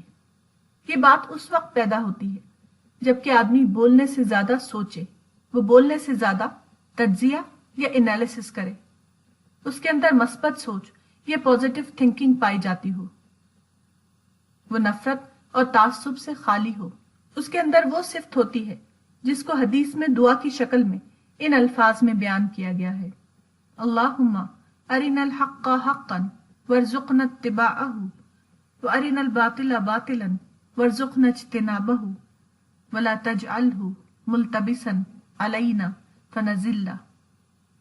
تفسیر ابن کثیر، یعنی اے اللہ ہمیں حق کو حق کی صورت میں دکھا اور اس کے اتباع کی توفیق دے، اور باطل کو باطل کی صورت میں دکھا اور اس سے بچنے کی توفیق دے، اور اس کو ہمارے اوپر مبہم نہ بنا کہ ہم گمراہ ہو جائیں۔ اسی طرح یہ دعا اللہم ارنا الاشیاء کما ہی، تفسیر الرازی، اے اللہ مجھے چیزوں کو اسی طرح دکھا جیسا کہ وہ ہیں۔ آج کا نوجوان۔ دبئی سے رسالہ کے ایک قاری نے پوچھا ہے، میرا تجربہ یہ ہے کہ آج کے نوجوان خواہشیں بہت رکھتے ہیں، لیکن وہ غور و فکر کو ضروری نہیں سمجھتے، ان کا یہ طریقہ صحیح ہے یا غلط؟ اس سوال کا جواب یہ ہے کہ موجودہ زمانے کے نوجوانوں کا ایک مسئلہ یہ ہے کہ وہ پروفیشن کے اعتبار سے پڑھتے ہیں۔ تعلیم کے وسیع تر مفہوم میں ان کا کوئی مطالعہ نہیں ہوتا، اس لیے وہ پروفیشنل ڈگری لے کر کمائی تو اچھی کر لیتے ہیں، لیکن زمانے سے واقفیت کے بارے میں ان کا بہت زیادہ مطالعہ نہیں ہوتا۔ اس بنا پر ان کا حال یہ ہوتا ہے کہ وہ یہ جانتے ہیں کہ دور جدید نے ان کو بہت زیادہ آزادیاں دی ہیں، لیکن عملاً وہ آزادی کو بے راہ روی کے لائسنس کے طور پر لے لیتے ہیں۔ وہ آزادی کو اس معنی میں نہیں لیتے کہ آزادی نے قدیم زمانے کی مناپلی کا خاتمہ کر دیا، اب ہر دروازہ ہر ایک کے لیے کھلا ہوا ہے، لیکن وہ اس بات سے عملاً بے خبر رہتے ہیں کہ آزادی کے ساتھ بہت ذمہ داریاں یا رسپانسبلٹیز ہوتی ہیں۔ جو آدمی ذمہ داریوں کو نبھانا نہ جانے، اس کو یہ حق نہیں کہ وہ آزادی کا کھلا استعمال کرے۔ یہ صحیح ہے کہ موجودہ زمانے میں ہر ایک کے لیے آزادی کے دروازے کھل گئے ہیں، لیکن اجتماعی زندگی یا سوشل لائف میں کوئی شخص اکیلا نہیں ہوتا، اس لیے ہر ایک کے مشترک فائدے کی بات یہ ہے کہ وہ آزادی کو اس طرح استعمال کرے کہ دوسرے انسانوں کے لیے مسئلہ پیدا نہ ہو۔ دوسرے لفظوں میں انسان کو سوچنے کے اعتبار سے مکمل آزادی ہے، لیکن عملی استعمال کے اعتبار سے ہر انسان کے لیے ضروری ہے کہ وہ اپنی آزادی کو محدود دائرے میں استعمال کرے۔ مشہور مقولے کے مطابق ہر آدمی کو آزادی کا استعمال اس طرح کرنا چاہیے کہ ہر آدمی کی آزادی وہاں ختم ہو جاتی ہے جہاں دوسرے انسان کی ناک شروع ہوتی ہے۔ دوسرے کو نقصان پہنچا کر آزادی کا استعمال کرنا آزادی کی نفی ہے۔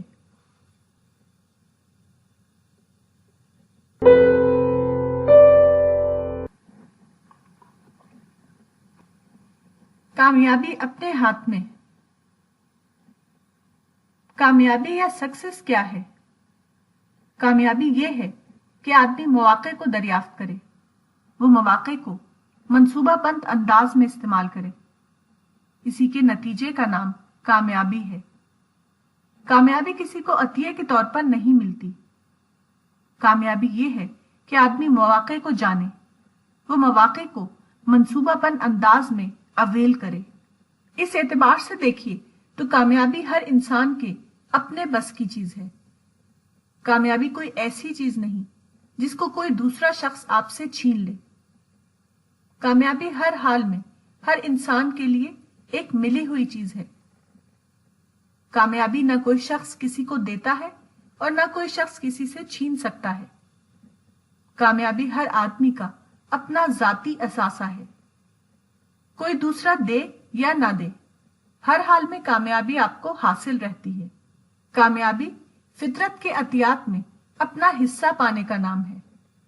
جس خالق یا کریٹر نے آپ کو پیدا کیا ہے وہی آپ کو دینے والا بھی ہے۔ اسی لیے قرآن میں خالق کو رزاق بتایا گیا ہے۔ رزاق ہر ایک کو دیتا ہے۔